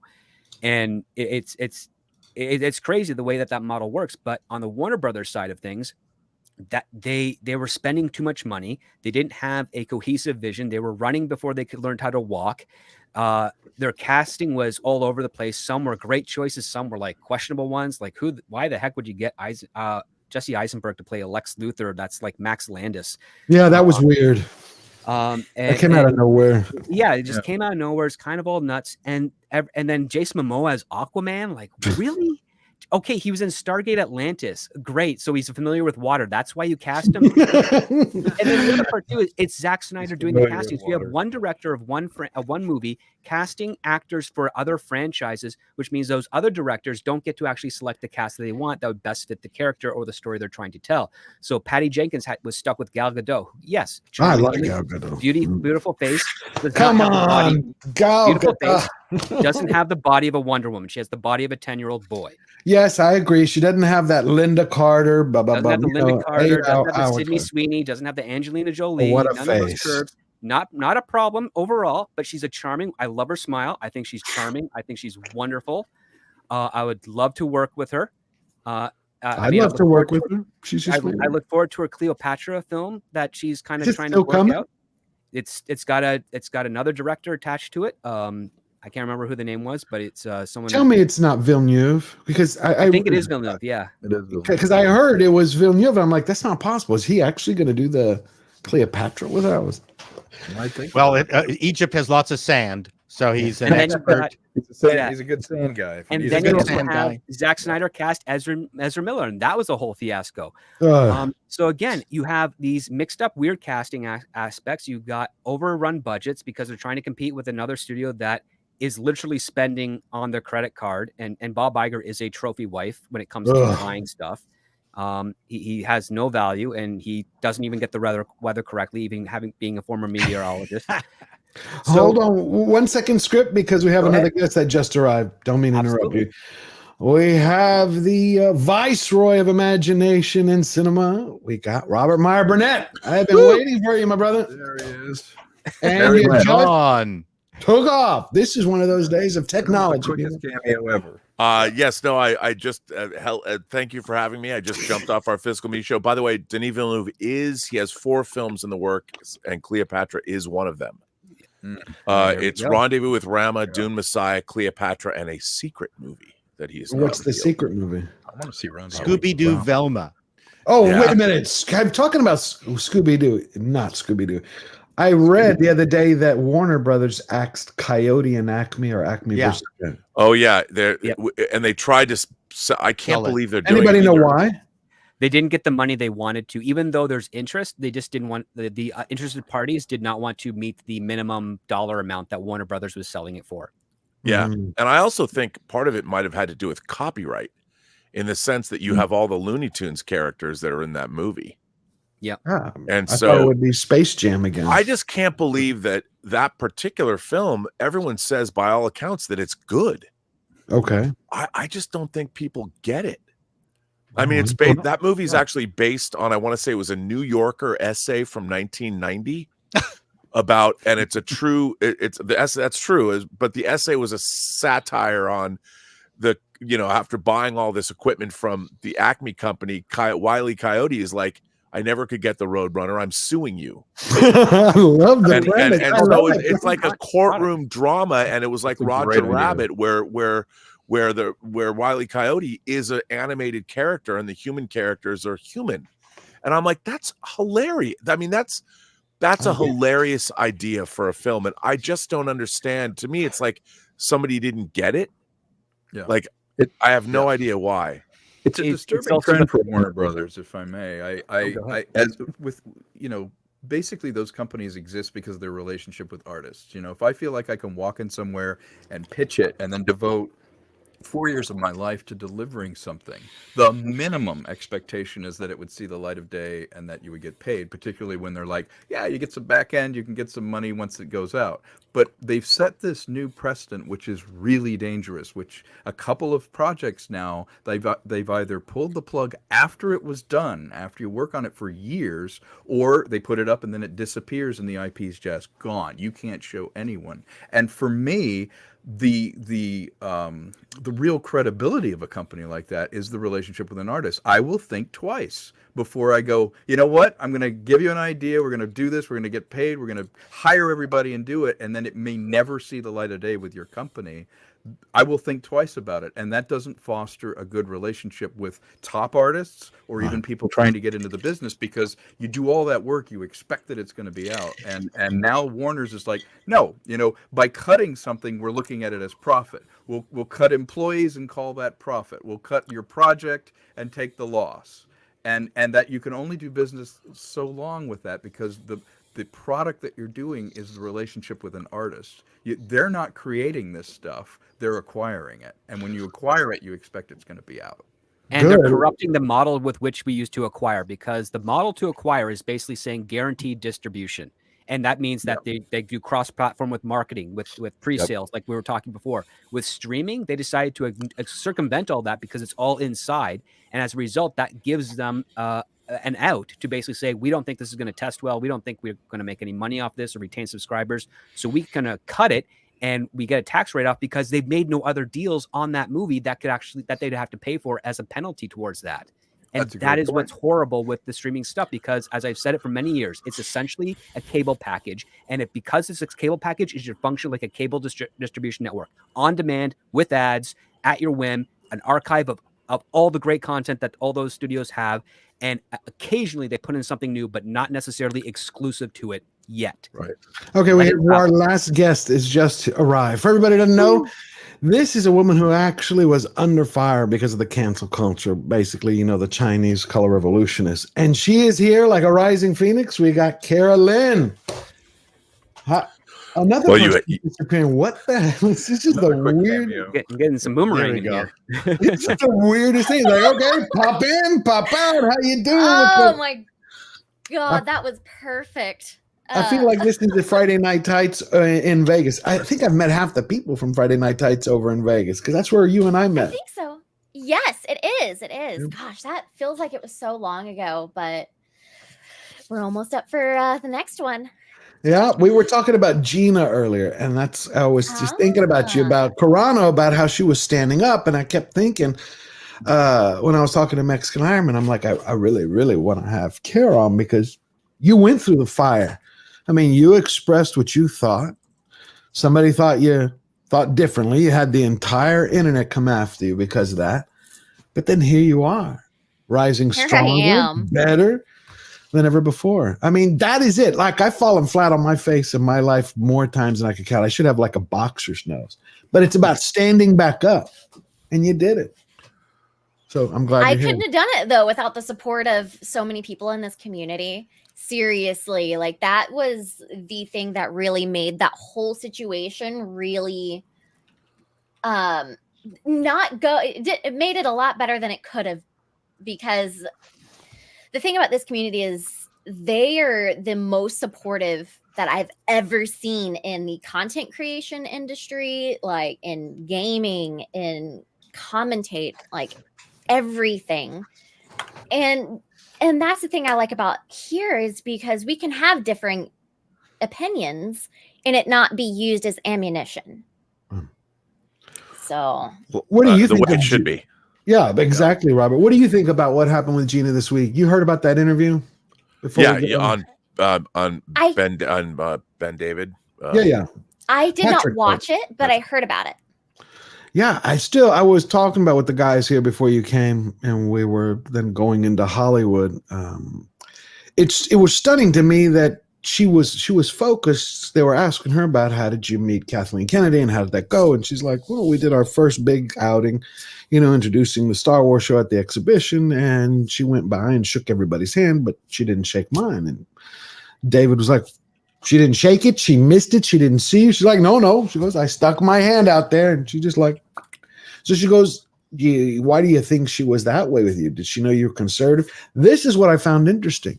Carano isn't conservative. She's not like right wing. She's just a regular person who's like, I believe some of this here. I believe some of this here. I think she's more centrist. Ben Shapiro's best efforts, despite his best efforts from Ben Shapiro, she is not considered a traditional conservative. She's a centrist, but she's a wonderful, lovely person, very caring.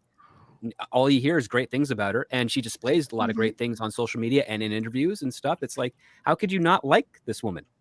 Absolutely. Because no one has a sense of humor anymore. We have lost our sense of irony, of humor. No one can laugh at themselves. I mean, Paul, I got to tell you, your appalling news is so. I watch those as soon as one pops up. I'm like, I have to watch what you're doing, and I think I can't. You keep a straight face. I keep waiting for you to break. I mean, I know you pre-record them, so you wouldn't use, but you're so good at. And I'm like, wow, somebody finally is bringing back humor. Well, thank you. And a sense of irony to what's going on. And I'm like, it's so well produced. It's so much fun to watch those. And I'm just like, man, at least you come out of a long tradition of humor and sketch comedy and all that. And I'm like, this is something we have needed more in the YouTube space, like true comedy and true irony and true, self-reflexive fun. I mean, my God, I'm so tired of people taking themselves. The activists, if you can't, when did people start? It didn't used to be. It used to be that, for instance, say the LGBTQ community were the first people to laugh at themselves. Yeah. They were the purveyors of humor. I mean, they brought in so much. I love seeing live drag performers. It's a great time, and I had a girlfriend that loved drag.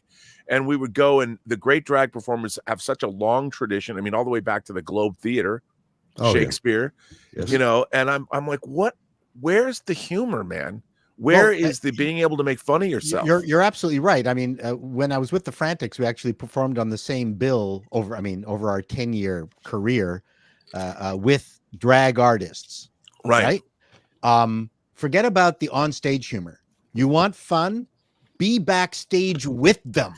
Oh my God. It is just non-stop, bitchy, wonderful, vicious, nasty, hilarious, taking the mickey out of each other, out of other people. It's a Dean Martin roast, let's face it. Yeah. It's like a live roast in the green room, and it's nonstop. Yeah, I did a documentary piece back in the 70s. I worked for a woman named Jody Horowitz that was on Showtime, and she had this show called Jody Horowitz Presents.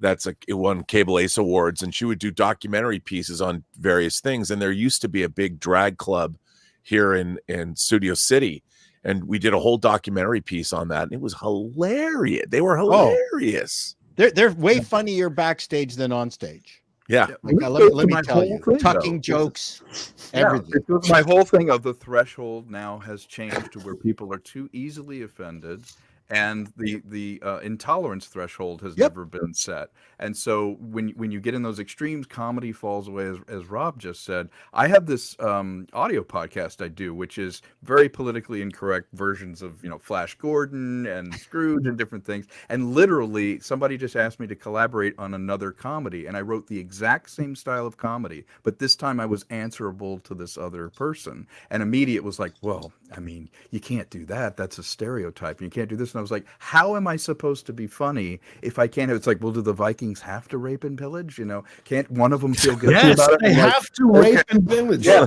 And it's really like that, where it's like, well, if it's an Indian call center, you can't really have an Indian guy, and so I went, this is why I stopped doing sketch comedy, and I started getting way more serious. Like, literally, my next movie is not a comedy because I cannot push through anything I find funny. I can't get anything made because they're like, well, how's this going to play in another country? Or who's going to get offended by this? I'm like, everyone's going to get offended by it. Listen to my show. That's the point. Everyone is supposed to. And that level of outrage, again, has shifted to where the threshold is now, hey, I made a joke about my pronouns. Okay, you don't get a career anymore. You don't get a life. It's like, why don't we have intolerance of people that really are hurting people, that are really doing it? What we're doing is we're focusing on the wrong thing, and the pendulum has swung so far the other direction that now there's no discernment. There's no vetting. It's like someone who pushes someone in front of a bus is the same as someone who pushes someone out of the way of a bus. It's just, well, that's somebody who pushes people around. They're horrible. I think I pushed you out of the way. You know what? The problem is that comedy has evolved. I mean, I've studied it. Vaudeville stand-up at the very beginning, it was racism. That's really what they were: anti-Italian, anti-Jewish, anti-Black, anti-Irish, anti-Irish jokes on stage, to the point where actually one of the finest comics on the Vaudeville, and I can't remember his name, was a Black comedian who had to perform in blackface. And I'm not joking. Okay. And he was crushed. Actually, this actually hurt him quite a lot. Now, it evolved eventually, and people found a way to do comedy about life and families, and not talking about racist jokes. But so all of the stuff evolves. I wrote a sketch not too long ago with a Indian friend of mine, a South Asian, and I noticed that he had fabulous hair. So I did this thing where I was a white guy, and he comes into my office and he says, how come you're not hiring me? I'm actually the very best person for the job. I am more qualified than any of the other people that you've picked. You're a racist Nazi pig. And I went, no. I'm just jealous of your hair. You've got immigrant hair. And then, and I had him bouffant up with his, South Asian black hair, and he's good looking, strapping guy. Cut to a whole bunch of white people out on the streets of Toronto with signs, down with immigrant hair, down with immigrant hair. I like that. So that's good. I mean, you can't have an Eddie Murphy Raw anymore. Oh my God. Richard Pryor, he couldn't say a tenth of the things he did. No. You're right, Paul. No, but that to me is going to be offensive to some people. But I think you guys immediately laughed. It's funny. Because it's supposed to be it's fat jokes. Look, I've been fat half my life. 1 year up, 1 year down. I will be the first one to be like, hey, go roller and flour so we can find the wet spot. I mean, it doesn't bother me. It's because of the fact that It's supposed to be. Life is too difficult. It's a battle. My granddad pulled me aside one day and he said, okay, you're 12 years old. And he's like, life is a battle. Get used to it. That way, he's like, you find your moments, you laugh, you have a good time, but it's about how you stand up because everybody gets knocked down. Yeah, and offense is a choice. We've given too much voice to offense. It is a choice. Yeah. But that's a real question. But all of our entertainment now is being dominated by this desire. I mean, whether it's activism to be purveyors of proper what? Yeah, the thing that snowflakes. That's the thing I don't really understand. Like, if you start looking into human history, everything was offensive. We were terrible. We're horrible. We're a horrible species. Yeah, we've always been a clown world. If you look at our history, that's the best part. It's comical when you take a look at the stuff, the wars, the tragedy, the circumventation of other cultures or other romances. I mean, come on, Helen of Troy is basically over vagina. It's a war over vagina. yeah. It's the pussy wars, pardon me. But no, you're right. Script. I mean, I was last year, 14 months ago, I was at a barbecue. A friend of mine introduces me, because this was after my divorce. A friend of mine introduced me to this girl, and she's like, this is a Native American Indian from, I don't know, some tribe. I can't remember. I'm like, okay, nice to meet you. And she goes on this whole thing about how, we've been conquered, and I'm like, join the club. Everybody throughout history has been conquered. I said, the only difference is you found a nice country that lets your ass live. Usually they wipe everybody out. But that was the end of the day. So, but no, it's crazy. Paul, I love, I'm glad that Robert brought that up.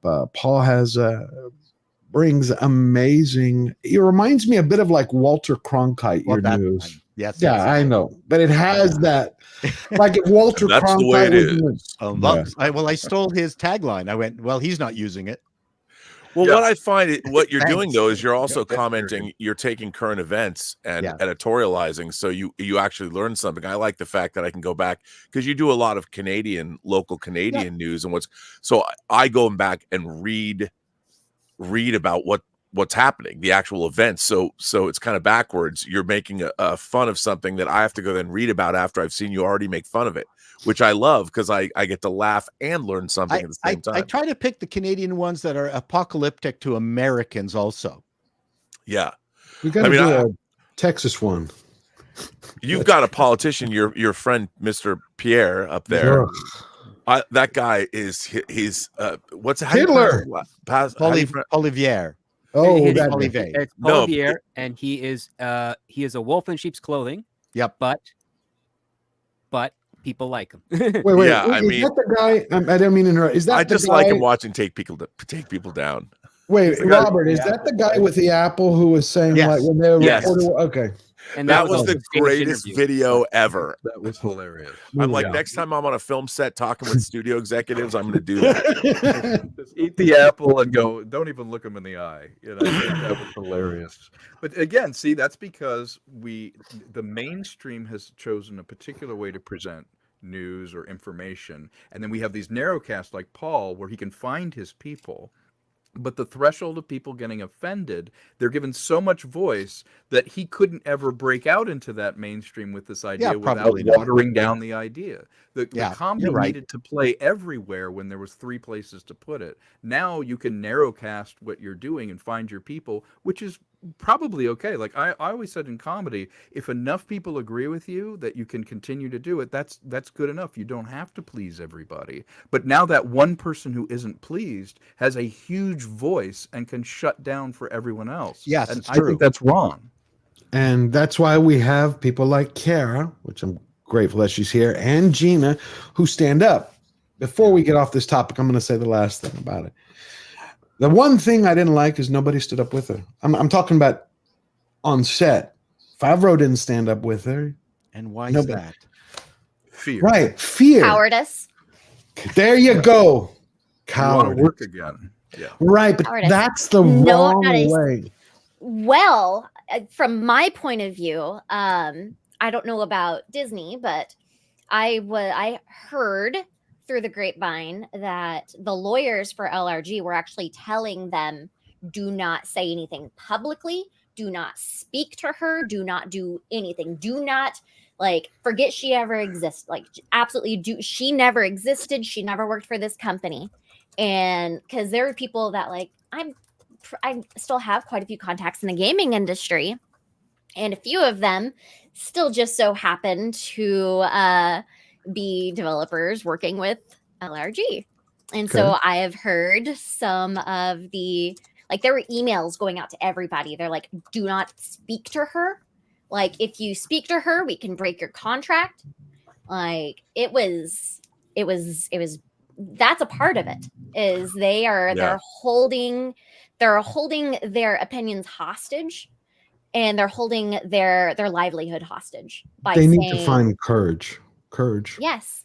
They Not need a courage. single person that I worked with, or I would have people come to me in DMs, and I would get text messages and emails, but not a single person that I knew came out publicly. That's sad. And It is. That's what we're talking about. That's why CARES. I mean, this is so on point. I mean, you found a new fellowship, a new group of people, but it's at not one person was like, I'm with you. And that is where we are today. That's why I look at Hollywood and the films that we get, at the television. I'm sorry, shows. Kara, that I started the I Hate Kara Twitter feed. I apologize now. Is that you? I'll be damned. Let's get him off the show. How come it's not beeping in and out? Well, no, we don't do that here. You, huh? I didn't know you were a brony, Paul. Sorry. To your I point, confess George, now. It's not necessarily cowardice or fear. It's also strategizing, because Jon Favreau was already kind of soft excised out of Disney before with Marvel. He Okay. fought back with Iron Man 2, and he was no longer directing Iron Man movies anymore, not directing any Marvel movies anymore. He was on as a producer because he had a established contract with Marvel to that point.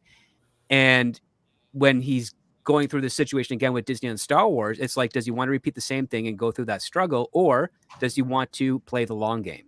And this is part of the politics that happens within Hollywood, is that sometimes you've got to lose a couple of battles if you want to win the war. It's not the best thing, because you never know what happens if Gina's case does get to discovery and even goes to trial. Guess who's going to be possibly one of the witnesses testifying? And Favreau. not for Disney, Favreau. Yep. But they can't hold that against him. You got to be Exactly. careful. Well, as Robert says, though, I think I'm going to paraphrase you, Robert, but you don't get what you deserve. You get what you negotiate. He was able to stay in the mix because he had an ironclad contract. But if you're not powerful like Filoni and you come out and say something, you won't get fired, but you'll never be invited back. See? Oh yeah, and you I'm can't say blacklisted from the anything. gaming industry. Forever? There's no way I'll ever But they'll find never another say job that. there. They won't ever say it. But I put out just so many nothing for resumes you. after everything. Yeah. Not a single one. Just nope. Not even from Sweet Baby? Not even them. Wow. You know that they're going to need all the help that they can get. I agree. Well, one of the things that with Kara, I was interested in your case because I have been criticized for people that I follow. People have come after me, and I've said, I say this on my show every single day. I say every person you meet has a story to tell that you have yet to hear. And the idea that you wouldn't follow people that you disagree with is ridiculous to me, because how are you supposed to learn?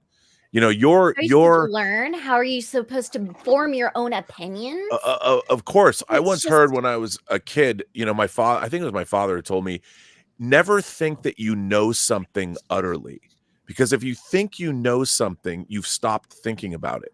Mhm. And you have to understand that all of your beliefs should always be tested all the time against other Never people's stop wanting beliefs. to learn. Never. Never stop to grow. Never. And you stop that is living. the one thing. You have to keep having something as a driving force to keep growing in life, because I'm a completely different person than I was a year and a half ago. And a lot of it is because of these life experiences and meeting lovely gentlemen such as yourself. It adds on to it. It adds on to my education and to like your guys' discussions that I sit in and listen to every once in a while. I learned so much from you guys. And even Paul. No one's a complete failure. Some are a good example. I love. No. Let's take 1 second break because we have some super chats which are lined up. See if let's do you this. get them out of the way. Okay, we got Jocks for the super sticker for 5. I think that's euros or pounds. Is that euro? Pounds. Thank you, sir, for pounds. For 5 pounds. Thank you, Joe X. Really appreciate it. And we have Greek Light for $20.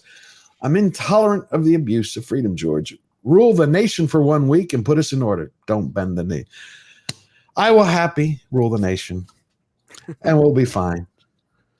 Thank you. We have Red French Moon for €5. That is yours, right? Yeah. We can debate Gadot's acting abilities, but I'm sorry, script. We can't debate her beauty, even less comparing her to a 10-year-old body, which is concerned. 10-year-old body. She's at least tall. She's tall, but she doesn't have any curves that you would normally associate She with a woman. doesn't. She doesn't. Wonder Woman is Gal Linda Gadot? Carter. Yeah. I think Gadot is beautiful. Takes my breath away. She Not has that Wonder Woman. exotic beauty. She has Oh. exotic beauty, but she doesn't have the curves that a lot of people find appealing. She I doesn't have like the body her, of a just Greek Wonder Woman. goddess, which would be what she's playing. Like she's playing Cleopatra, and I'm like, Elizabeth Taylor probably is more authentic in regards to. She's the just curves and beauty. gorgeous. But, She I is mean, gorgeous. Again, Gal Gadot, I could stare at her smile for hours and not. Yeah. You and me both, Smile. brother. Listen to Yeah. her talk. I love her accent. She's like, smart. She's a beautiful woman. I did till the Snow White interviews. Y'all saw those, the Rachel Ziegler's, the Gal Gadot, because that bugged me because she said stuff that Gadot, I don't know where that came from. I don't know if it came from the studio. Her PR. Yeah, but she was like, yes, we're doing this. All the interviews I'd watched with her before during the whole Wonder Woman and then the BVS and the Snyder Cut, she didn't really inject her politics. I love the world. I love my family. Love what I'm doing. Be on the side of good. Don't be on the side of bad type of answers like old movie stars used to do. And then with this Snow White, she's like, yeah, we don't need men. We don't need true love. We just need, Rachel Ziegler, which I think is another story, but completely miscast. How do you have Gal Gadot as the evil witch who's supposed to be jealous of the unibrowed Oompa Loompa who's about 5 foot tall, and she's nowhere. I'm 5 foot. Well, you pack a lot of punch in those 5 feet, but Rachel Ziegler is a tiny toon. I don't know. It just doesn't work, and she's nowhere near the beauty of. I mean, literally, how does Gal Gadot go? Mirror, mirror on the wall. Who's the fairest of them all? Hey, it's Rachel Ziegler. Are you mad? Give me a new one. No. Anyway. Well, to be fair, too, I mean, she's young. Yeah, Okay, she's I'm talking about beauty. No, I know, but I mean, I think Rachel Ziegler, she's actually a pretty good actress, and I think she, I mean, she said some things that she probably wasn't even thinking about, and I'm not defending all of her. No, but I got you. She's a kid. She's naive. She's okay. Yeah. She's been an actress. She has that little bubble that she lives in right now, and that's what everybody is kind of like yelling at her in every direction. I mean, she probably spends a lot of her time on social media whenever she's not working, so that's what she sees, and so that's what she's starting to absorb. She hasn't gotten to that other side yet, to where she's seeing that. She hasn't gotten to the point in her life yet to where I think she can sit down and honestly say and admit, she's like, okay, maybe I was wrong. I don't think she's gotten to that level of maturity yet. Reflection. Okay. Goes to my Yeah, point. and I think she will. I mean, because her career has been damaged. Big And time. and It I goes to think my point. She shouldn't have access, just like most actors should not have immediate access without vetting. We would respect an artist if you looked at their work or what they chose to do or the characters that they were. We should not have this unprecedented access to their immediate thought. Right. And the example I always give is, can you imagine how much less eloquent someone would be if you could go to Winston Churchill, say in the 1940s, you're like, hey, Germany just bombed us. What do you think? And he has to give the answer in that moment and react 1 second after it's happened versus sitting, considering your response and putting it out. He would probably do this. Yeah. Guess what? That is what I did. That is why it took me 2 weeks to put out my statement, is because Right. I didn't want to speak off of emotion, because I know like the way that I was handling it was I describe it as going through the stages of grief. Because first you're gonna go through so many different emotions throughout everything. And that's like that with most big life moments. You want to sit and think, okay, how am I actually feeling about this? How it like has like I wanted to make sure that I was very particular with expressing how I actually felt and how I was rationalizing my situation, everything, before I was just like, no, they can go F themselves. Like, yeah, I could have gone scorched earth. I could have. But you're a grown up. Not you're a grown up. You're like, let me take my time. Let me do what I want to do. I get it completely. I get it completely. You did the right thing. Skiz Spivak Esquire for Canadian $28. Hail Slayer Nation. I'm from Montreal, living in Toronto. Paul, this for you. Can you cook for me anytime? Hello, amazing panel. Hail George, and oh my, I forgot. Happy birthday to Robert Meyer Burnett. Oh my. No, I just don't understand this. Okay, here's the thing. May. My birthday's May 15th, and somebody a month ago in the chat decided, I don't know if it's something I said or how this even began, but every day, even if I'm on a different stream, people find me and wish me happy birthday. Okay, send him. I mean, it's kind of delightful, but I'm thinking on May 15th, if nobody wishes me happy birthday, what a depressing day that's going to be. I will definitely be wishing you happy birthday on May 15th, Rob. Absolutely. Absolutely. Stubble McShade for, is that South Korean or Swiss? No. Swiss. Swiss? Sweden. Franks. Okay. Actually, Swedish. Swedish krona. Thank you. Stubble McShave for 20 Swedish krona on comedy. Will the Naked Gun remake play it safe? I hope not. I think Liam Neeson though is going to be a great. He could do it. I think Seth MacFarlane's writing it. Really? Yeah. So it might producing be it, pretty yeah. edgy. Be good, producing it. Oh, that's going to be good. Have you guys seen Ted on Hulu? It's actually not bad. It's I enjoy it because I hated Ted. I love Ted, but I hated Ted too. I love it. Shogun. Yes. I'm into Shogun because I love the original. Oh, Shogun is so good. I It's watched so good. all episodes. Oh my! so I wish good. they released the whole thing. I've watched it I know. twice now, and I'm like, yeah, more. How violent is it? It is violent. It's kind of like the original, except a little more. Like they lop someone's head off in the first 35 minutes. I can't handle gore. Oh, it's really quick. There's not. Yeah. It's not gore Actually, like the that. Not head like blood cutting and off guts was and Yeah, you blood. just. That's pretty brutal. it was more extreme in the original. Yes, it in was. the And there's- 1980 miniseries. And there's a scene of some guy being boiled to death. Yeah. Yeah. Other than that, Lucia, my dear, thank you. It is always so wonderful to see you. I've been talking to Lucia for a long time, and every video in the comments, and she always has a great insight. We have good conversations back and forth. Lucia gifted 5 Georgia Giant Slayer memberships. Thank you. That's beautiful. And then we have Ken Burrows for Canadian $5. My dad always said, never believe everything you hear, listen to it, and then find out for yourself if it's true. That is one thing I haven't liked very much about modern day journalism. Is it's not. It's an opinion. It's a lot of it is opinion pieces and not just providing facts. You're right. Like here are the facts of the situation. Form your own opinion from it. Now they're pushing a very. Here's your opinion. Point. Yes. Here is your opinion. Take it, love it. And I actually have an article about that. Yeah. It's perfect. We're going to talk about that in 1 second. And from Mr. Buttcrack Media, he gifted 10 Georgia Giant Slayer members. Thank you. You do that every week. I mean, you're like a star. Really appreciate it. He stole his mom's credit card. It's okay. EHEF for $20. Funniest thing I ever heard was my 7-year-old autistic nephew calling a black pastor the N-word, not realizing what it meant. Wow.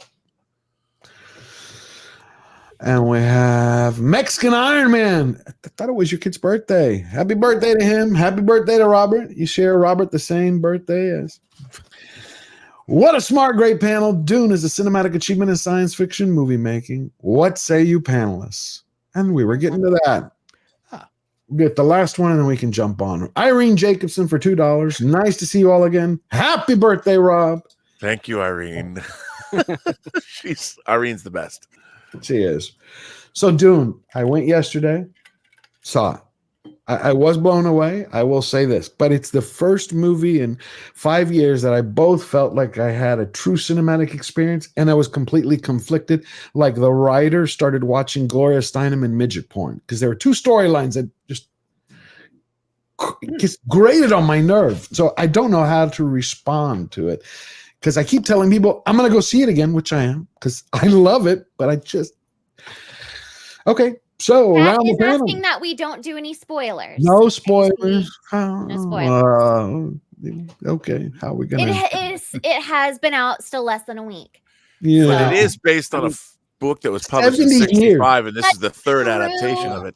Yeah, 75-year-old book. There's not really any spoilers. Just the third of 5 adaptations of it, because there's 2 unofficial that are out there. And then if you've ever seen Jodorowsky's Dune, that spoils the whole thing too. That's the making of, not the act. He never got to actually make the movie. Thank the Lord, because he's a nut job. But he is a little out there. I've never watched it all. I've watched a few minutes and okay, so I really want to hear what y'all have to say about it. Like I've never I've either loved a movie or hated a movie or loved moments in a movie but hated the rest of it or hated all of it. But this one, I love the whole movie. I was sucked in. Every performance to me was spot on except Zendaya, just a model who memorizes lines. And that face, it looks like somebody pooped in her cornflakes. I mean, it just constantly. I was actually thinking about that last night as I was watching the movie, and I'm like thinking, if Charles Bronson was an anorexic, he'd look just like Zendaya.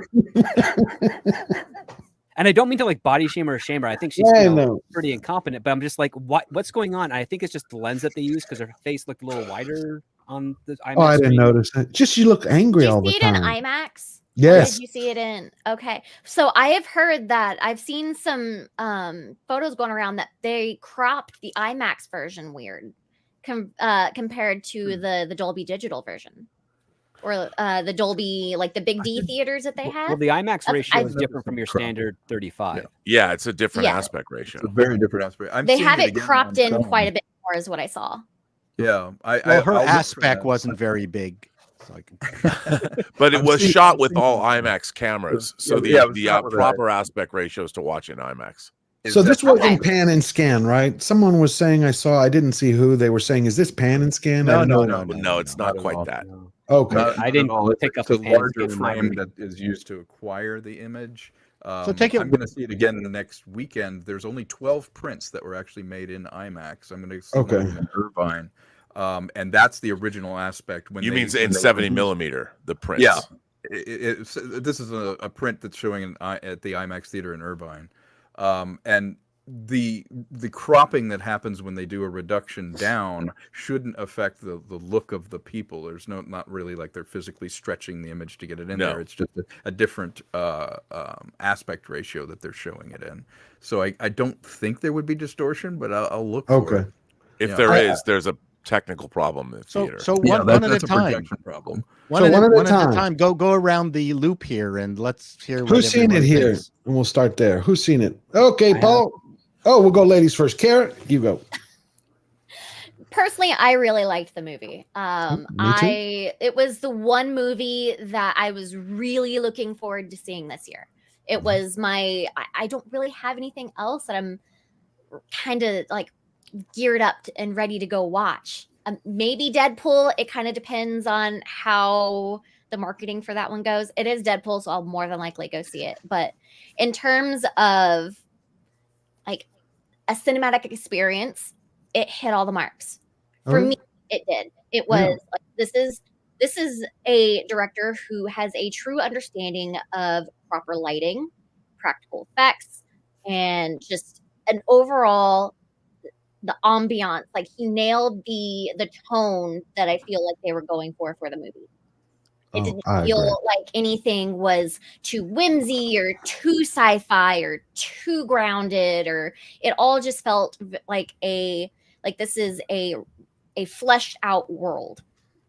And that's how I feel for it. The only thing that I was a little unsure of was the whole like the Fremen city and like where they're living. Like I don't know. I haven't read the books. I haven't seen the original movie. I'd be better off not having read the books. I think that's one of my problems is that I think people can appreciate it more when they haven't read the books.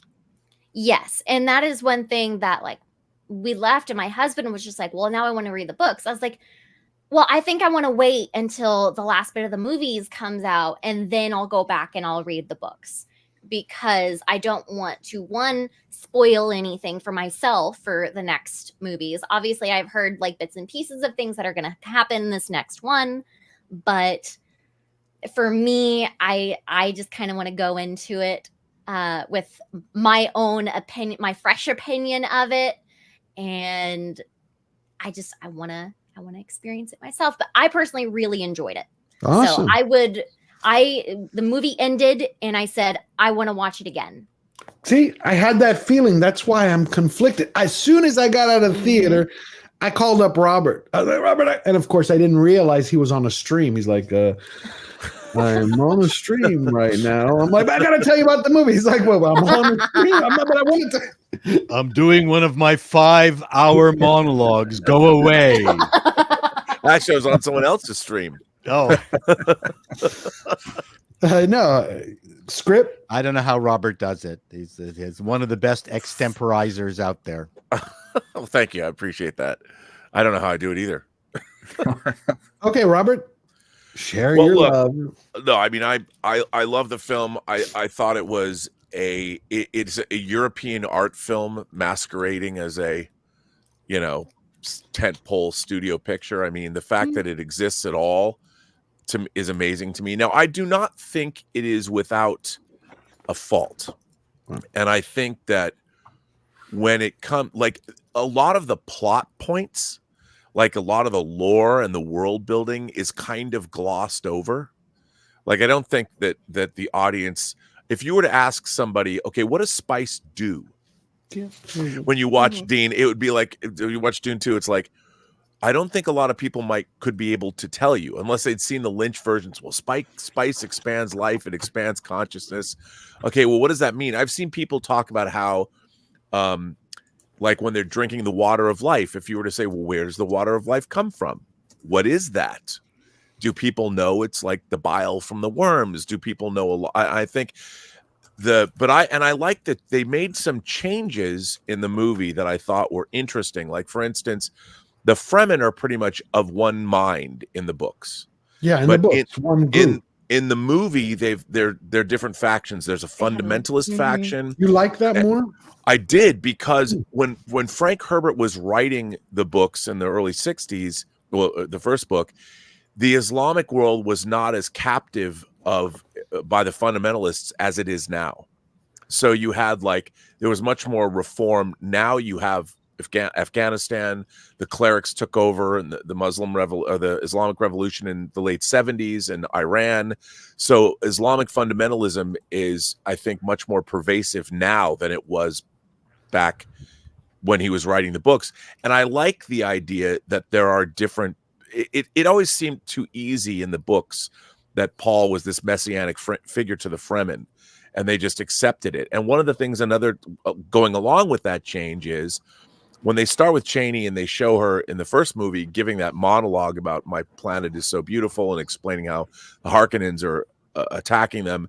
And in the original book, she's as accepting of Paul's transformation as everybody else.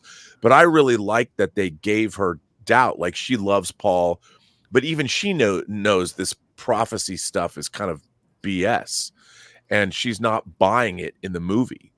And I like how they made her much more like Kay at the end of The Godfather, where it's kind of the same. And I'm sure Denis Villeneuve took it from this. In the original Godfather, you say Michael Corleone wants nothing to do with the family business, and neither does Vito want him to have anything to do with the family business, because he's the man that is going to bring the Corleone family legitimacy through not being a part of the family business. He'll become a lawyer or whatever, like Tom Hagen is corrupt, but Michael was not. And because of Michael's father being attacked, Michael must assume the mantle of power. And at the end of the movie, Kay, his wife that he loves, who loves him, but she knows what's going on. But then they shut the door as everyone's calling him Godfather, and Kay is shut out. Well, I think that Janie kind of sees the same thing happening to herself, and she's pissed, whereas I don't think that's going to change. But the last paragraph of the book Dune has Jessica talking to her and saying, we're concubines now, but history will call us wives. Yes. And I think that that's a really interesting way to go, and it'll be something it's going to play into the third movie more, and I think it makes it more resonant for what's coming. And I think they're really setting that up. And if you look at Dune 1 and Dune 2, it begins and ends with her, and showing her, because she's the one that truly gets effed in the story, in terms of because what she thought was going to happen is she gets caught up in the machinations of politics, the politics and she doesn't buy it. And I'm waiting for the TV show, The Concubines of Arrakis. Well, they are doing, the funny thing about that is they've been, the Sisterhood, which is supposed to be about the whole history of the Bene Gesserit, they had to change showrunners. I don't know if we'll ever see that show, but because maybe after this weekend, no. After they don't want to. They don't want to diminish. I think the problem with that show is, first of all, that those would be based on more of the Brian Herbert, Kevin Anderson books. I don't really like Brian Herbert's stuff. It's not my. I like his father. It doesn't. Yeah, me too. Okay, I'll give my opinion of it in the end. What I really thought, but I like. But I thought it was a staggering. I mean, the way they shoot, and not with green screens, and how they're using different kinds of. They use sand screens, and they make it the way the lighting works, the way it's shot. Greg Fraser's cinematography, peak verisimilitude. There's never been. Kara brought up how the lighting. It's truly the reason why it's so believable is because they have a real understanding of lighting and how lighting works, and it's amazing. It is amazing. Paul? Lighting can absolutely make or break the believability of a world. 100%. It can take it from, this is a place that exists, versus, oh, that's on a stage. Yep. It's on a sound stage. Me next. Yes. So I agree with the general consensus, and I like the pace. One of the things that I liked about the pace of the movies, both of them, is that we are now much more cynical. It is not 1977 and Star Wars. It's much more difficult to convince us of any kind of outer worldly experience, especially at the ages we're at. Maybe even more difficult if you're younger. We didn't have all these amazing technologies back in 2000 when 2001 was first, shot. I mean, there's some miraculous things that we're now used to, and that's one of the tragedies. And I think Denny did a fantastic job of letting us suspend our disbelief in something fantastical. That on its own is an achievement. And some of that just came from the pace, the slow pace of it. It wasn't John Wick on sand, right? Which everyone is doing. Like, although I'd watch that. I watched that. And I'm going to say some controversial things. I thought the books, all the books, most of their charm actually came from world building, not from characters. I agree with that. Yep. I think that Paul was kind of a Mary Sue, even though he was always trained for this and blah, blah, blah. He never failed in the first book. He's everything he did, he succeeded. But he's supposed to, right? And he's supposed to in the first book as the Messiah once he starts embracing I get it, but it just makes it less interesting. Just from a story perspective. I think Denny hit the world building just out of the park. I actually think he did a much better job with the Bene Gesserit. The witches. Gesserit. I think especially the scene where the old woman transferred and died for Jennifer. I thought that was a spectacular moment. Absolutely. Holy smokes. That there were other parts of the movie that involved Paul that I wish was that detailed. When he fought, what's his fungus at the very end? Ralph. Yeah. In the book, he actually is thinking about using the word. Yeah, that I missed. So let me backtrack. So all that stuff was great. I didn't like the ending. I didn't like the rush of it. I didn't like the fact that in this fantastic army of the Sardaukar suddenly were NPCs and gone. What? Yeah, that was the lack of threat that the Harkonnens was disappointing. That was disappointing at the very end.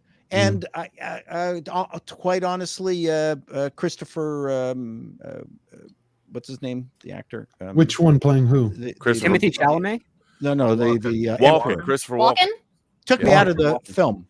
Like the accent, everything else. He didn't took fit. me out. I liked Jose Ferrer better as the Emperor in David Lynch's Dune. So there were. Now I'm not going to condemn the film for that. Yeah, I got it. Again, in my review, I purposely pointed out something that I thought was absolutely egregious in the in the Peter Jackson Lord of the Rings, just to say we've accepted it over time. It was absolutely egregious in the moment for me, but I don't care anymore. Who cares? And I think that I'm waiting for that same experience to happen with the movie. I'm going to see it multiple times. I think it deserves to be seen multiple times. It's a work of art, and I think Robert's comment that this is a European art film version, and I love the fact that it doesn't look like it came from the Hollywood sausage factory. No. So anyway, that's all I'll made by a French Canadian. Yeah. With poutine. With poutine, I'm sure he had it on the set. Yeah, so that's it. That's really my back to the poutine. The other thing I didn't like, I really hated in the movie was the only thing that looked like CG was the crowds in those amphitheater moments. Oh, the only thing I thought Prime. the only thing I felt that looked like CG was the little mouse, the little desert mouse. Really? Oh, I thought the charging Fremen against the Sardaukar during the siege looked CG. I thought it was like the same three guys just copy and paste over and over as they're running towards the stuff. But I'll share my thoughts. Someone next. Script. Yeah, script. Okay. I'm contrarian to this. I thought Dune Part 1 was far better, far more disciplined filmmaking. I thought the pacing of Dune 2 is horrible because we have a good marker of time, which is Lady Jessica's pregnancy. And the other part too is when you're dealing something, even though the books aren't very great on the character side of things as well, I did not believe for a second the love story between Chani and Paul. Neither did I. That's really important. That's the crux of the film. Is that an actor issue or a writing issue? It's both, actually, because Zendaya has no chemistry with.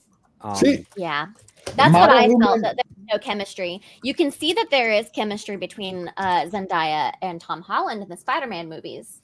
Because obviously they're together.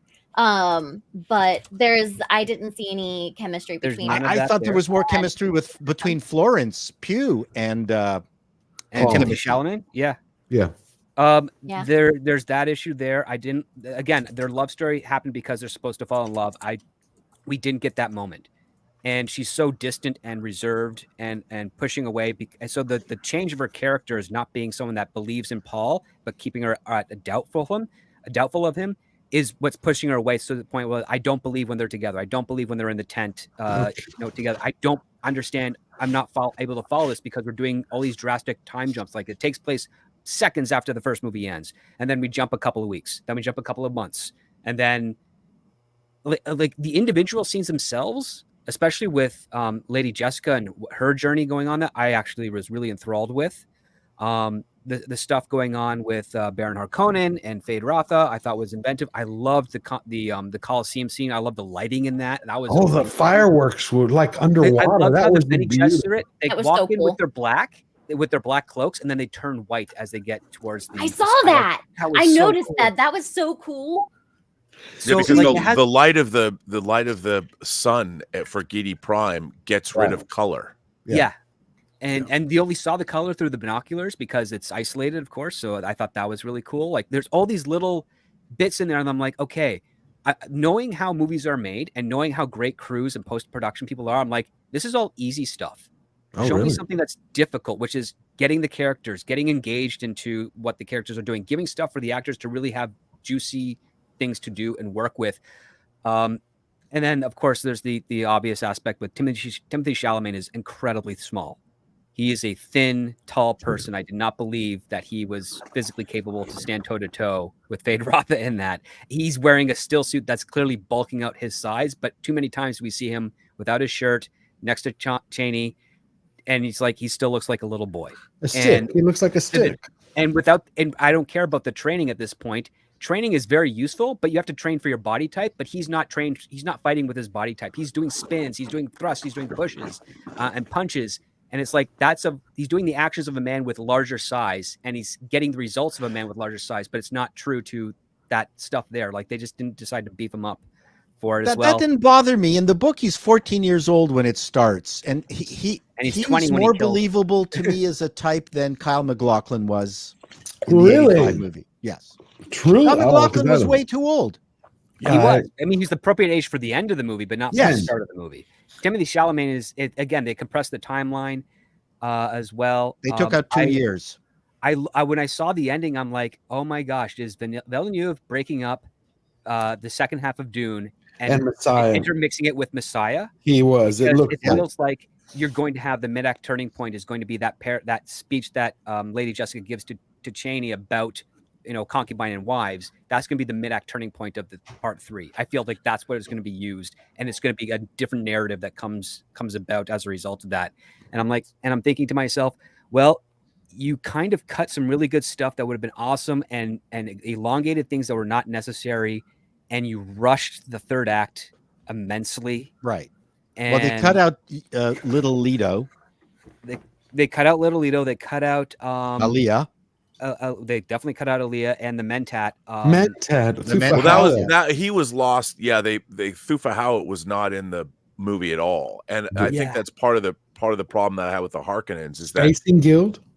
Well, yeah, we don't see them until Dune Messiah, though. Really, I know, but we need them. They're the anchor of it. They're the anchor of part of like why this is all happening. Remember?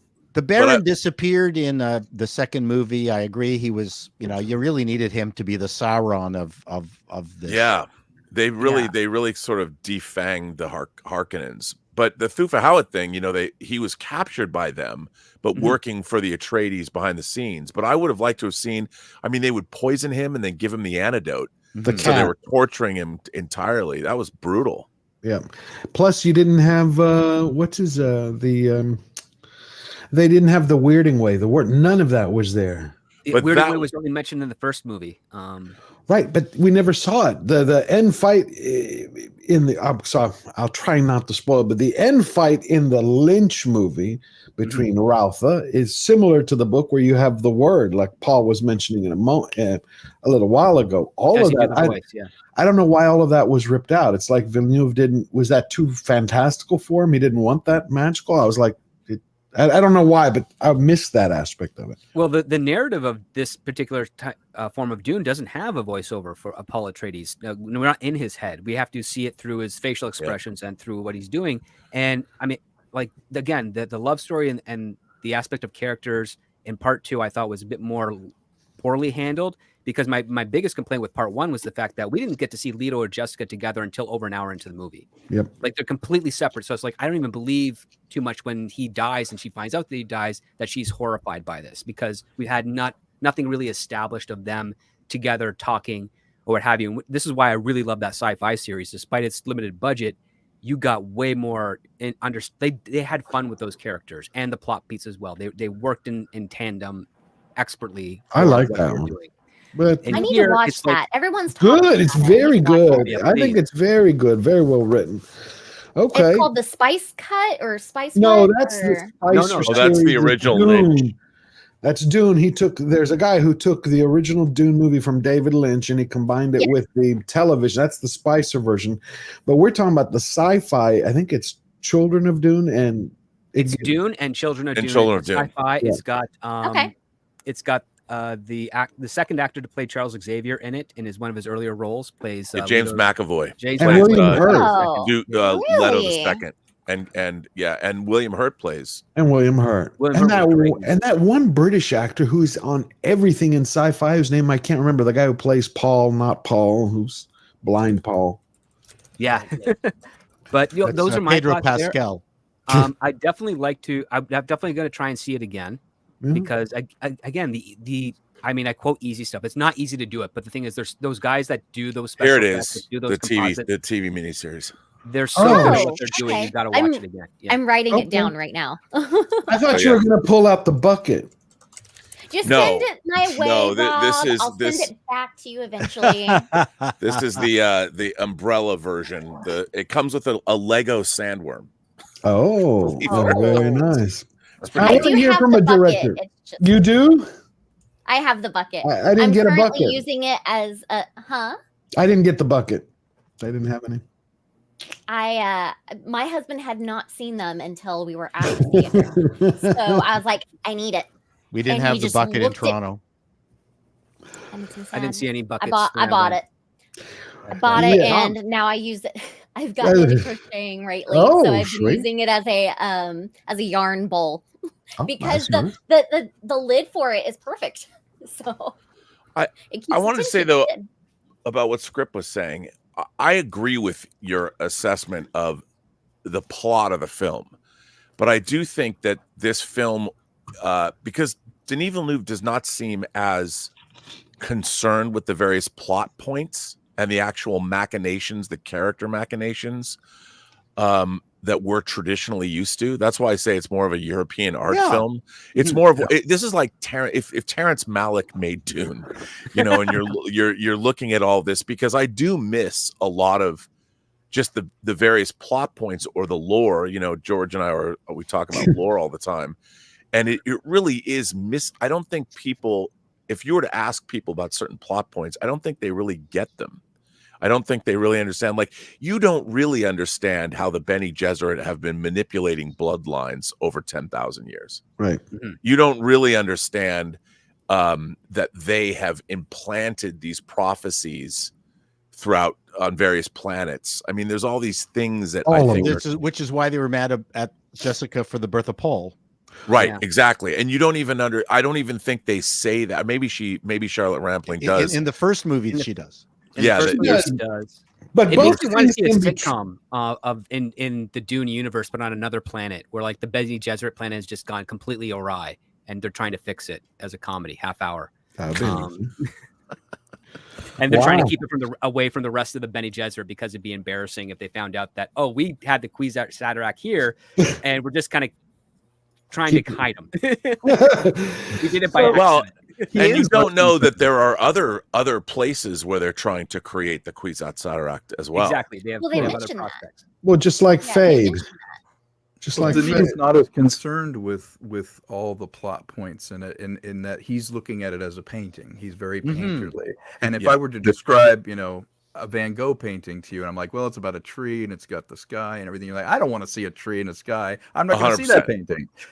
That's a way of looking at it that I think is incorrect, because artistry for me, I'm trying to do my own sci-fi thing. So I really wanted this to succeed, because adult science fiction is quite rare in a sort of wide release or even, finding financing for it. And because it's Dune and because it's Denis, he was able to push it through. And I think that opens the door for other things to kind of go through, where, I might be able to pitch Island of the Stars and go, hey, Dune 2 did really well. But the idea is that artistry or filmmaking isn't about pleasing every eye. It's about sort of kindling a flame in someone who sees the world through your lens. And he's very effectively made you at least see Dune the way he saw it. And when you're making a film, it's like you don't reproduce life as it is, but as you feel it should be. And Dune 2 is his interpretation, his painterly look at the story of Dune and what he feels it's about, what resonates with him. So yes, things are missing, and there's certainly effects that you can kind of pull apart and do things. But at the end of the day, did he effectively convey his vision of what Dune was about? And I feel like he did. So if a movie promises to do something and it does it successfully, then I feel like that's a positive. It did its job. Yeah. Okay, but see, now I'll say, like I said in the beginning, I found it hypnotic a great deal of it. That's a good term. And I find Villeneuve does that to me in most of his stuff. From Sicario, he's hypnotic. He draws me into it.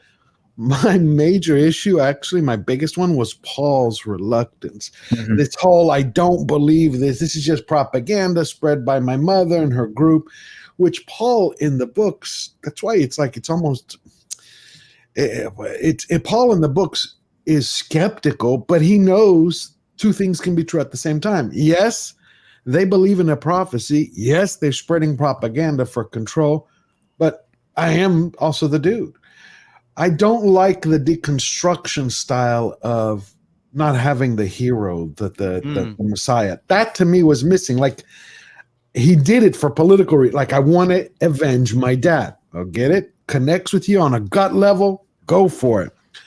I just didn't like his doubting, and then my Zendaya part. But again, I'm gonna go watch it tomorrow. That's how much I like. That's why I'm conflicted. I've never been conflicted about a movie where I go, I love it, but I hate this part. So I now know where to go outside and grab another drink and come back. It bugs me. What I did like, though, is that he's really playing. He's much more, I guess, because I love The Godfather so much. He's much more like, he basically just wants to avenge his dad. Yeah. I mean, he's not so. He's like, eventually, he's like, okay, I'll buy into all this. I'm gonna go be a leader. But you know, when they bring the signet ring back at the end of the film, and it's like, this is I will say whatever I need to say and be whatever I need to be to further my own ends, which is to destroy the people that killed his father. But what I think is really interesting about this is we have Frank Herbert's book. Yeah. And if you want to read and you want to get all the themes that Frank Herbert wanted to inject and give them to you, you have the book to read. But this is cinema. You know, and when you're watching an adaptation, Trent, it's like, why is this different, and how is this different, and how do you make cinema by definition should be somewhat transportive as well. And you can choose. I mean, even people are still mad that Tom Bombadil wasn't in the Lord of the Rings. Yeah, I know. And you listen to that stuff, but I think in terms of having a cinematic experience, I had that. This is that, and then I would ask, is that because I personally feel like there's a lot of plot points and there's a lot of story that is sort of missing from this version. Yeah. Yes. But then you have the book. But I will say, you can read it, and I think this provided us. There's no other experience. I would dare say, what other movie can you point to that's as transportive and has that verisimilitude than this one does? And in a way, this also hits. It's a little different in terms of the story that it's telling. That isn't. It conveys what Herbert wanted to do, but in a different way. And I think that's my only point where I will disagree. My only point, which I was telling you on the phone, the only place I disagree with you there is because Paul embraced. I understand he's doing his adaptation. I got that part, no problem. He's trying to hold on to the heart of the story with his vision. The Messiah part is what bugs me. Paul wanted to avenge his father, but when he embraced it, you remember the Spacing Guild in Lynch, he did it perfectly. When he shows up in the books, it's like he showed up in the place where only the Bene Gesserits could go in the Space Guild. But in the book, he wipes out half of them to show his power. In the movie, is like, basically, I'm here. Y'all can see me. I'm the new God. And he embraced that aspect. I felt there was too much deconstructionism. Like, well, we don't want heroes. Just like the way Chani was going. We don't want somebody from the outside world. I'm like, what are you talking about? I don't like that modern. That's my thing. I don't like the modern ethos. Would it be an ethos of to break down, to deconstruct heroes? It's like, no one's going to be a hero. We're going to save ourselves. I'm like, cool. He's meant to be a hero. So that was. It's for me, and maybe I'm just too conventional a storyteller, okay, and not as much of a genius as Denis. Is that the pace of the movie took up time that we could have had some of the B story of Stilgard and Halleck that's in the book, and one of the things that was great about Lord of the Rings was the Merry and Pippin stuff, the Treebeard.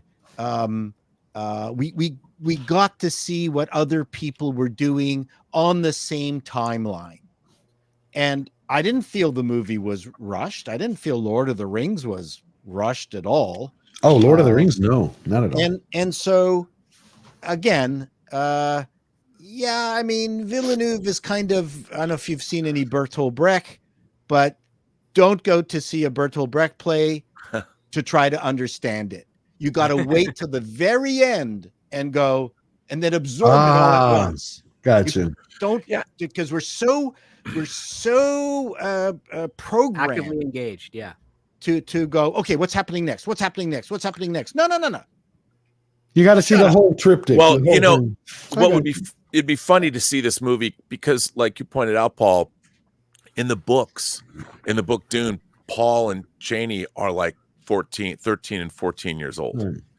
And if you were to tell this story the way Herbert, it's funny because people are always complaining about adaptations. You couldn't make this movie work with 13 and 14-year-olds. Oh, of course not. You have to age the characters up. And by doing that, you know, in terms of timeline, you have to make those decisions. And to be honest, I mean, you could make Dune, I guess, with 13 and 14-year-olds, but it would be a little different. Like, how are you going to show people would be upset you're showing the budding romance? And if you went with the books, they would have a kid that died. Yep. You know, yeah, that's not going to work. So that isn't going to work. I get those decisions. Wow. I didn't mind those decisions. I didn't mind that. I mean, come on. We just had 7 months ago. You remember the original Romeo and Juliet with the Italian actress? Yeah, Franco Zeffirelli's version. Yeah, Franco Zeffirelli's. She's suing now. And they had told her, your lawsuit's not going anywhere because she says, I was 16 at the time and I was abused. And they're like, well, in Italy, 16 was... I mean, you have a lot of people. You couldn't make Lolita today with the way they made it. There's many films that we couldn't do. So to Robert's point, there's no way they could actually have the 13. I mean, they could. It's just you'd have. I mean, They're we don't. really weird. Kids today are more coddled than they were 20 years ago. Right. You know, I mean, we were all free range kids when I was growing up. Come back Free when the sun range. goes down. Yep. Exactly. Oh, You yeah. know, and nowadays, I mean, you can't even have kids walking home a mile without somebody stopping them, going, "What are your parents doing? They're abusing you. They're not." I mean, I can't even imagine. So overall, I loved it. I think we pretty much all can agree, except Script Doctor, you liked some aspects of it, but you thought it was... I appreciate it for what it is, and I'll see it again, but I'm just like, I didn't have the discipline that part one had. I would say Gotcha. that as a filmmaker. It was too indulgent in some other parts, and it didn't need to be that long. And I wanted to get, the Sardaukar. They were there and then completely erased the next shot. Like, what happened to them? What happened? Right. I'd like to know, what is the proper... How do you properly say Harkonnen? I've been saying it ever since David Lynch's Harkonnen, and now I constantly hear Harkonnen, and I'm like, I like Harkonnen. It's stuck. There is a video of Frank Herbert online pronouncing all these words. Okay. Oh. So you can find that. You always learn something with Robert. I'm going to go check it out. I get creamed for my reviews all the time. My review of what was it? The last Airbender. Oh my God! What happened? Who's the main character? Aang. Baldy. So I pronounced it kind of Ang, and oh my God, get a life, people! Jesus Murphy, it's kind of A. I had that when I did a review for RRR. I spent like a week. I was like, I want to make sure I get all the names. I missed one name. And I'm like, it's this way. It's... I'm like, no problem. I enjoyed RR. All right, let me go through some super chats and we'll start to wrap this up. We have Ken Burrows became a YouTube member. Thank you, Ken. Again. And we have €2 from Red French Moon. I'm lost. So Dune Part 2 was in Technicolor?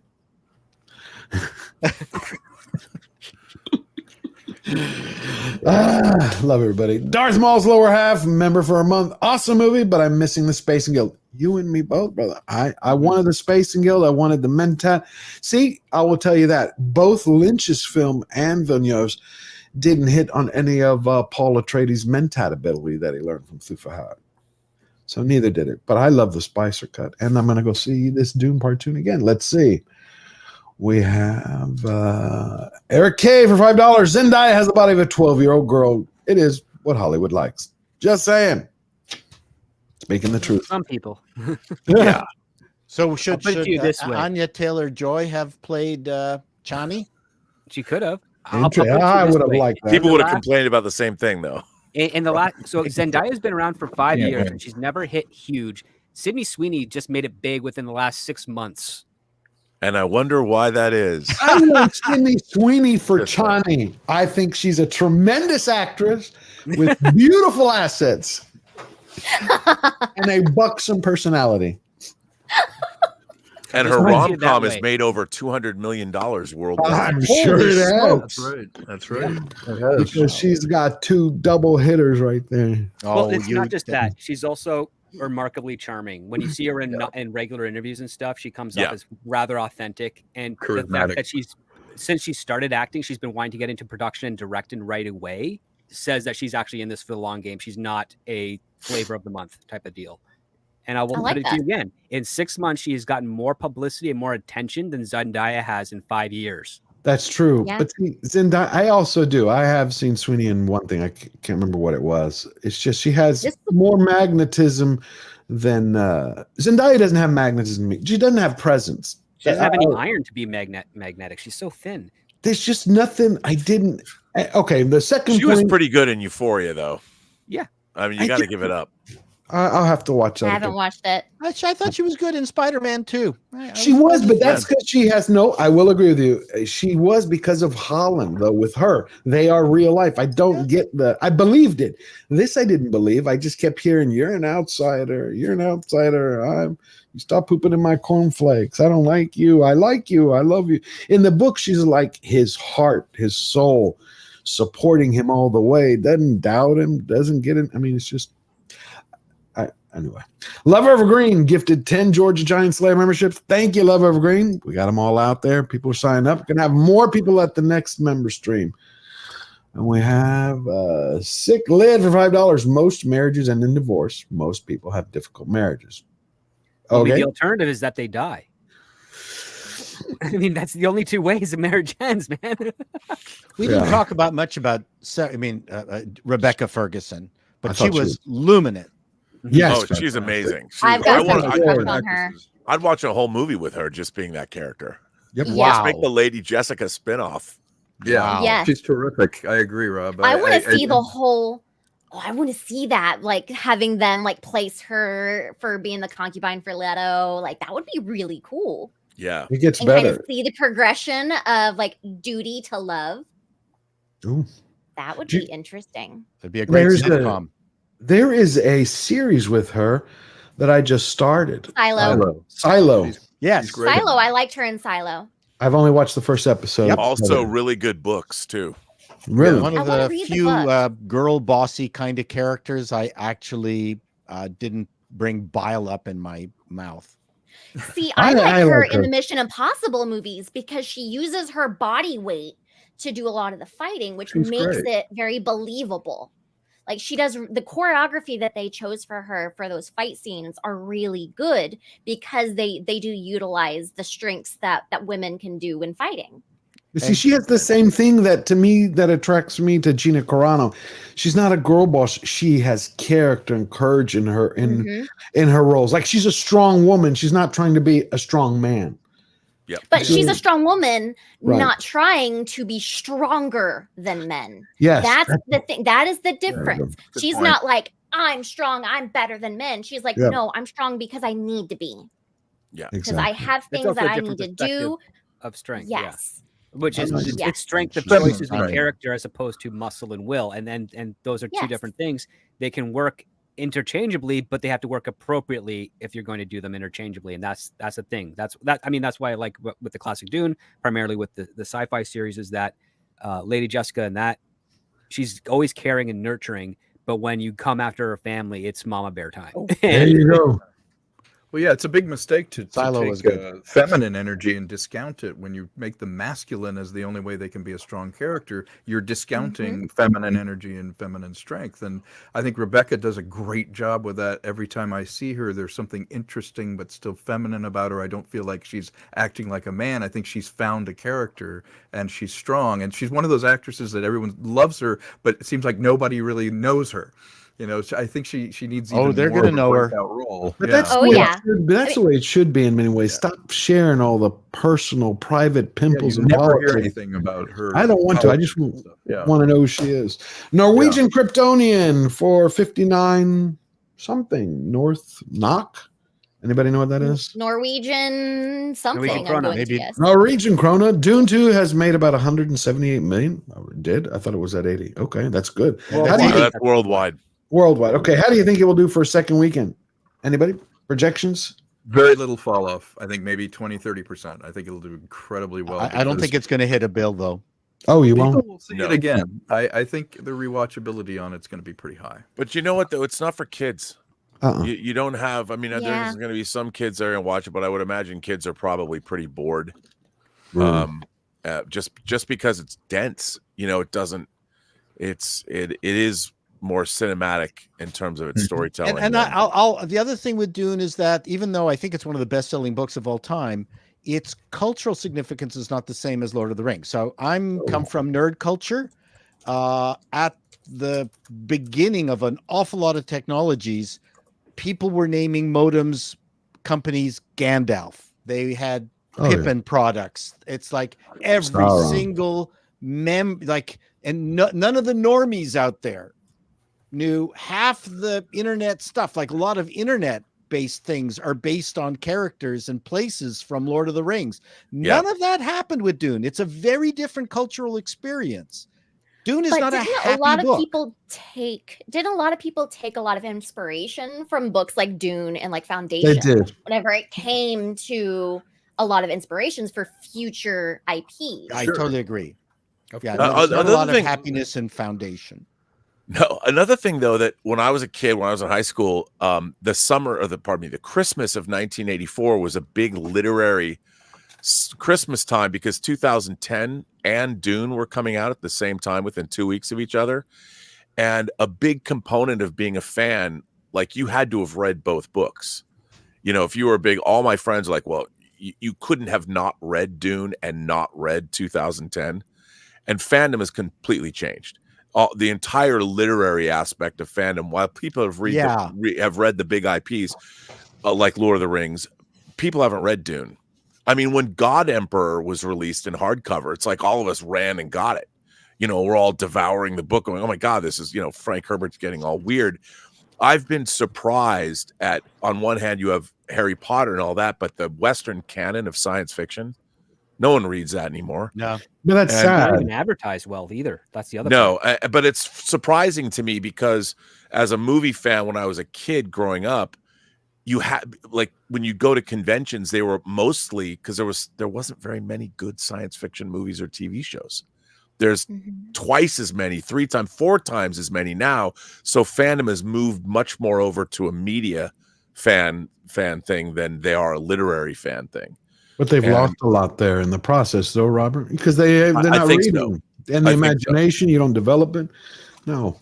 I'm really worried because there's a book series that's getting made into a TV series on Netflix that is one of those book series that really stuck with me growing up. It's called Uglies by Scott Westerfeld. And a lot of it, basically, once you hit 16-year-old, you're given this surgery to be pretty. Oh. And to be socially acceptable.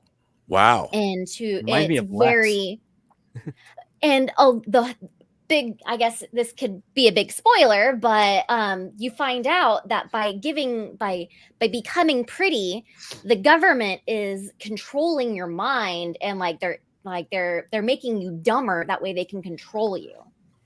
That sounds interesting. It's a really good series. And you've got this girl, and she's like, I really don't want to do this. And she makes this friend, and then her friend disappears, and so she's trying to go find her friend. And it's a sci-fi. It's more of like a young adult series, but I'm worried that they're going to take it a different direction than the tone of the original books, because it is very anti-government and very anti-control, anti-hive mind, which is the exact opposite of what the society is trying to do now. So, and this is what I'm really worried. Is the author involved? Is the author, because if the author's involved, we saw with One Piece that Ichiro Oda maintained total control, and that came out beautifully. If the author's involved, I think it'll be. I mean, it has control. I don't know if Scott Westerfeld is involved in the show, but I do know it's going to be a Netflix one. So I'm Otherwise, kind of it'll end up worried. like the Olympians, like those sellouts. But There's no, lots of that's good what. sci-fi out there. I just think that maybe those properties have been purchased by someone who's not capable of getting it over the goalpost or goal line. Yeah. Dark Matter was a And great like series. it's a ton of stories from fascinating book Stanislaw series. Lem that aren't making it to air. Yeah, well, I'm just surprised we aren't getting as many. I mean, it's really interesting to see. We now live in a world where Foundation gets adapted, where Dune gets adapted. He's talking about doing Rendezvous with Rama, and we're getting this month. We're getting I know it's Weiss and Benioff, but when they had Game of Thrones to adapt, they're doing the Three Body Problem, and that's a huge science fiction series. It won the Hugo. It'll be really, and the Chinese series was pretty good. You can see it on YouTube. You can watch, I think it's 30 episodes, but it's going to be real because that's some heady, hard sci-fi that goes into some crazy. Well, watch Solaris. Yeah, I mean both versions. Yeah, if you want some real heady sci-fi. Well, I'm going to check that out. What was it called, Robert? It's called the Three Body Problem. The Chinese version was only just called Three Body, but it's definitely worth watching. It's not for everybody, and the Chinese version is a little, call it baroque. It takes a little while to get used to in terms of its formatting, but it's pretty interesting. I mean, the book asks some very interesting questions. Okay. And I'm looking for it's either going to be really good or not. Oh, well, say la vie. Well, the last thing I'll say about Dune is that I think they missed an opportunity to have a product placement with Dasani and the Water of Life. Yeah. I'm surprised no one's done that. No one's got branded Water of Life. That's a good one. I want to say something else. I can't say it. Graph Web for $2 because anyway, Graph Web for $2 canceled Disney Plus. I agree. I just did a video called "It's Over Disney," and we went through how much money they lost. They've got now up to 7 lawsuits. They turned over their physical media distribution for Blu-ray and 4K to Sony for a small royalty, and they're moving some of their animation to Canada. Yep, I saw your video on all that. Oh, thank you. It was good.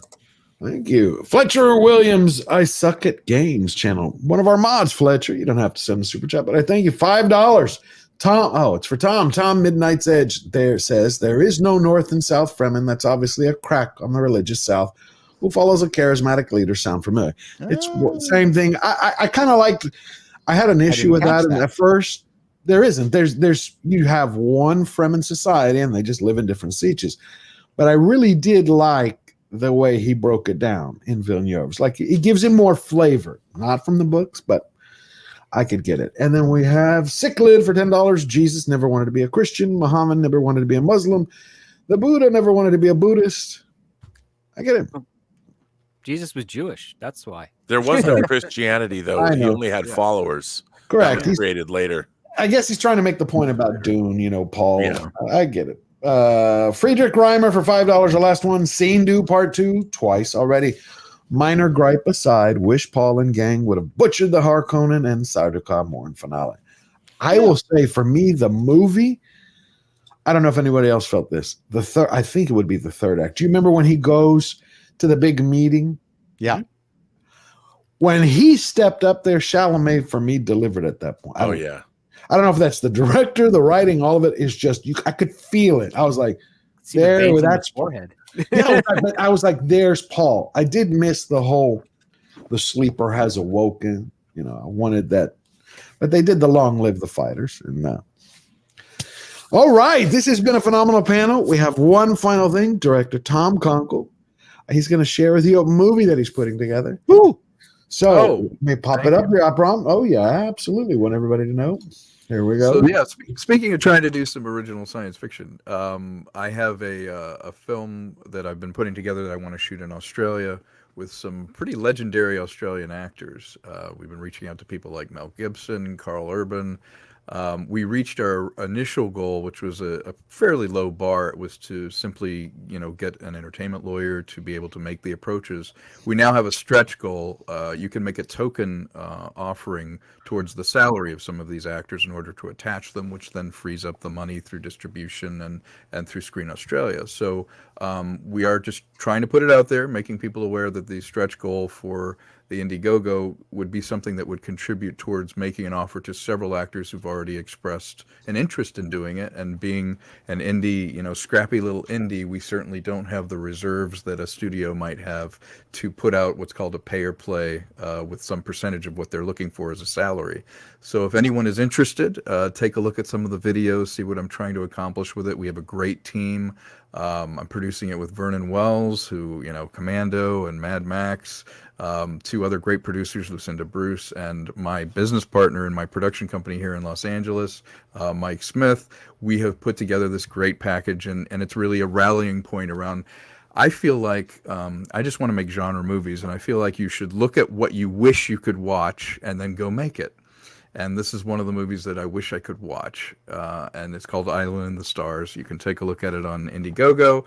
I'm grateful for any contribution. You're basically buying the ticket when we need it, which is now. Can we play this for everybody? Can we play it? If you want to play something, sure. Yeah, let me see if I have fixed the problem. If not, it may be like the Gina Carano. My name is Vernon George Wells. I'm an actor and a producer. And what we're talking about is a wonderful... Do y'all hear it? Yep. Oh, wonderful. Okay, I want to make sure so we don't go through the whole thing and it's like, hey, I can't hear it. Film I'll be doing called Island in the Stars.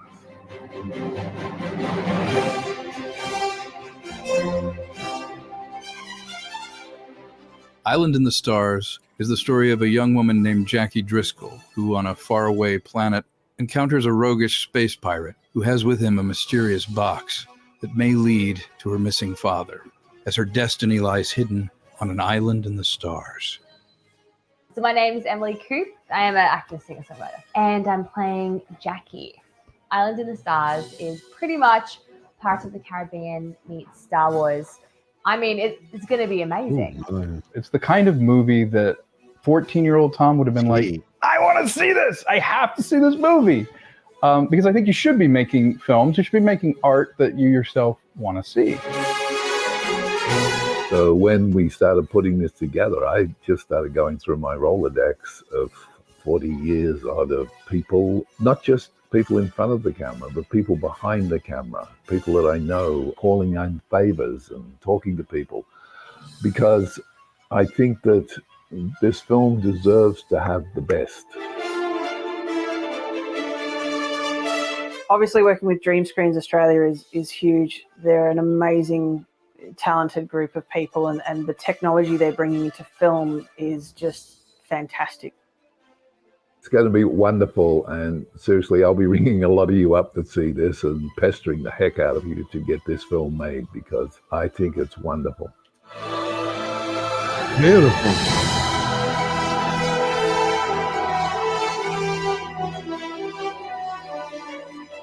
Island in the Stars is truly an epic science fiction adventure film. Island in the Stars allows for all of these elements to come together in this confluence of a movie that I want to see, that is a action adventure fantasy science fiction movie. It will be fun. You will love it. I'm gonna go sign up for that. I just want to say that I already have some money in this, and I have notes. Really? Of course you do.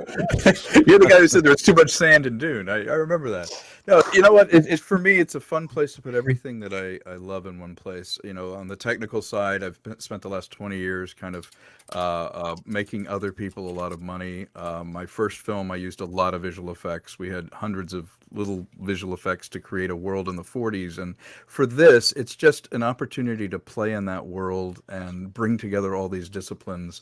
And I love that look. I want to see a movie like that. When they always ask you, well, what's it like? What's a comparable? And I was really thinking hard, like, what does this look like? What is this similar to? And it only evokes a feeling. I can't really think of anything in particular that has that kind of naval steampunk, Jules Verne kind of feel to it with Treasure Island on top of it. And I just want to see it. And we've brought together a team that can execute it. And it's a scrappy little film. We're able to do it for, one thing I loved about Godzilla -1 is like it proves for less than $20 million you can do a terrific You can do film. it. You have to care about the characters. Everything else is just world building. It's creating a reality that everything exists in. But at the end of the day, you want to walk out of the theater feeling like you went somewhere, feeling like one of the characters.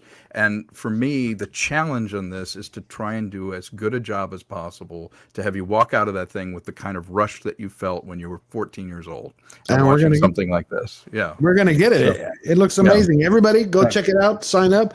I think Paul has to get going. Paul, do you want to tell everybody what you're going to be doing this week? I'm just gonna be pumping out more appalling news. There's just way too much to report on. I can't keep up with it. All right. Anybody Think else? so. We're going to be wrapping this up. Thank you all for coming. Kara, you have Thanks for anything having planned us. for this week? Oh, my pleasure. Love having you all. Thank you. Yes, it was great. Bye, Paul. I'm gone. Bye. He's seeing you. Kara, script doctor, I want to tell everybody what you're doing this week. Robert? Lots of gaming. Lots of gaming. That's what I was doing before. I have a stream every Sunday that I do with Az and with X-Ray Girl and with Garrett. And we were playing Helldivers 2 today, which was just pure chaos and bug and robot killing, and it was great. It was fantastic, but that's the main thing that I've been doing. I've just been streaming a lot more and prepping to see everybody in Vegas for the FNT meetup. Oh, yeah. Script? What about you? Well, I just dropped a fun interview I had with an independent comics creator on Wednesday. So you can go check that out. And I also do a weekly show on Saturdays called Scripts on Saturdays, where during the time of the writers' strike, I started talking to my colleagues and a lot of lawyers to make sure I could do this, which is I'm reading with a co-host a screenplay that's currently circulating around Hollywood, and I'm talking about it on Saturdays without revealing any spoilers, significant spoilers to the script. And I managed to work this out really well. The only exceptions are, of course, biopics or things of huge significant event where we can talk about the ending stuff. So I've done 9 episodes of that so far. I've got another one this Saturday, 7 p.m. Eastern. It's a really fun show. It actually shows the audiences out there that there are still a lot of creative and brilliant screenwriters out there. They're just not getting completely produced because it's a very difficult thing to do to get an original story picked up by a studio for distribution. That's why we have guys like myself, Tom Conkle, Robert Meyer Burnett. We go on, and the independent side of things, we raise the money ourselves to invest into our own productions to get out there. I just wanted to let people know that, yes, even though the OWAs, the open writing assignments that we get on the studio side of things, may not always, get the engines going for us as an audience member, there's still a lot of screenwriters out there that are actually trying to do that with their own original works. And this is a way to actually get a little bit of exposure for them. And I've gotten great comments from people behind the scenes that they like the show. And I haven't had a cease and desist order yet, so I'm doing it right. So yeah, these are all scripts that you can actually find online with just a little bit of elbow grease. That's one of the things I loved about Hollywood. So you know the name, the title of the script, and the writer, and you do a search, you will find that script to read. And I talk about those with various co-hosts every Saturday. And so check that out. It's a fun show. Tell them where to find you. Both of y'all. Kara, you didn't tell them. A lot of people don't know, or they might know. Sure. Both of you. It's got let's see, it's right there. That and they've been throwing in my link tree in the chat that's been showing where you can find me on all the various platforms. Kara creates on most of them. I go as like Carolyn on YouTube, all that kind of stuff. But yeah. And Script Doctor? Well, YouTube at youtube.com/scriptdoctor. And I also have a Patreon where I do screenplay reviews. I do musings. Some of my videos are released there early as well. So you can go sign up to that. It's got a 7-day free trial as well. So you can just browse around, take advantage of the over 110 odd posts I've got over there. It's 1 year anniversary on Patreon. And I got apparently Patreon sent me a nice letter saying you post more often than other patrons, people who have patrons on there. So you get your bang for your dollar over there. And I'm trying to put up more content for that as well. Luckily, right now I'm working. So That's good. That's always congratulations. Sometimes, yeah. Some jobs are good, some jobs are bad. A lot of hopeful stuff, but yeah, I'm happy to try and get that stuff out there for everybody while I'm doing this. So yeah, go check that out if that tickles your fancy. Always pushing y'all. So go ahead, check these people out. Robert, where can they find you? You can find me on my YouTube channel, The Burnett Work. Find me on Instagram at rmburnett. And we are, other than doing Robservations and Let's Get Physical Media and stuff, we're getting ready to launch our own crowdfunding campaign. I'm producing and directing it looks to be 10-part now. 10-part. I'm adapting Road to Perdition writer Max Allan Collins, who used to write, he took over writing Dick Tracy from Chester Gould. He's been a novelist for 50 years.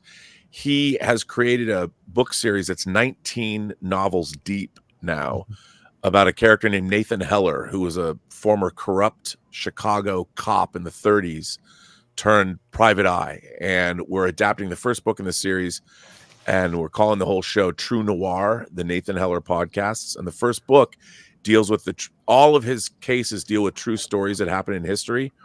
And this first story deals with this is true. The mayor of Chicago was assassinated by a gunman that may or may not have really been trying to kill FDR, Franklin Delano Roosevelt, in 1933. And I was just talking to Max yesterday. I'm very excited about this. And it stars Todd Stashwick, who played Liam Shaw on Picard season 3, and he was Deacon on 12 Monkeys. And the whole thing is a SAG production, and we've got some very, very interesting actors playing other roles that I can't announce yet, but it's going to be pretty cool. I'm really excited. And you'll be able to hear the proof of concept when we launch the crowdfunding campaign.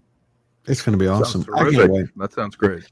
See, this is where we're going between Robert and Tom. I think independent and what Script Doctor's talking about, I really believe that independent films are the way. And Script helped me out. He gave me some great notes on a project I've wanted to make for a long time that has significantly helped the script. So, well, he's brilliant.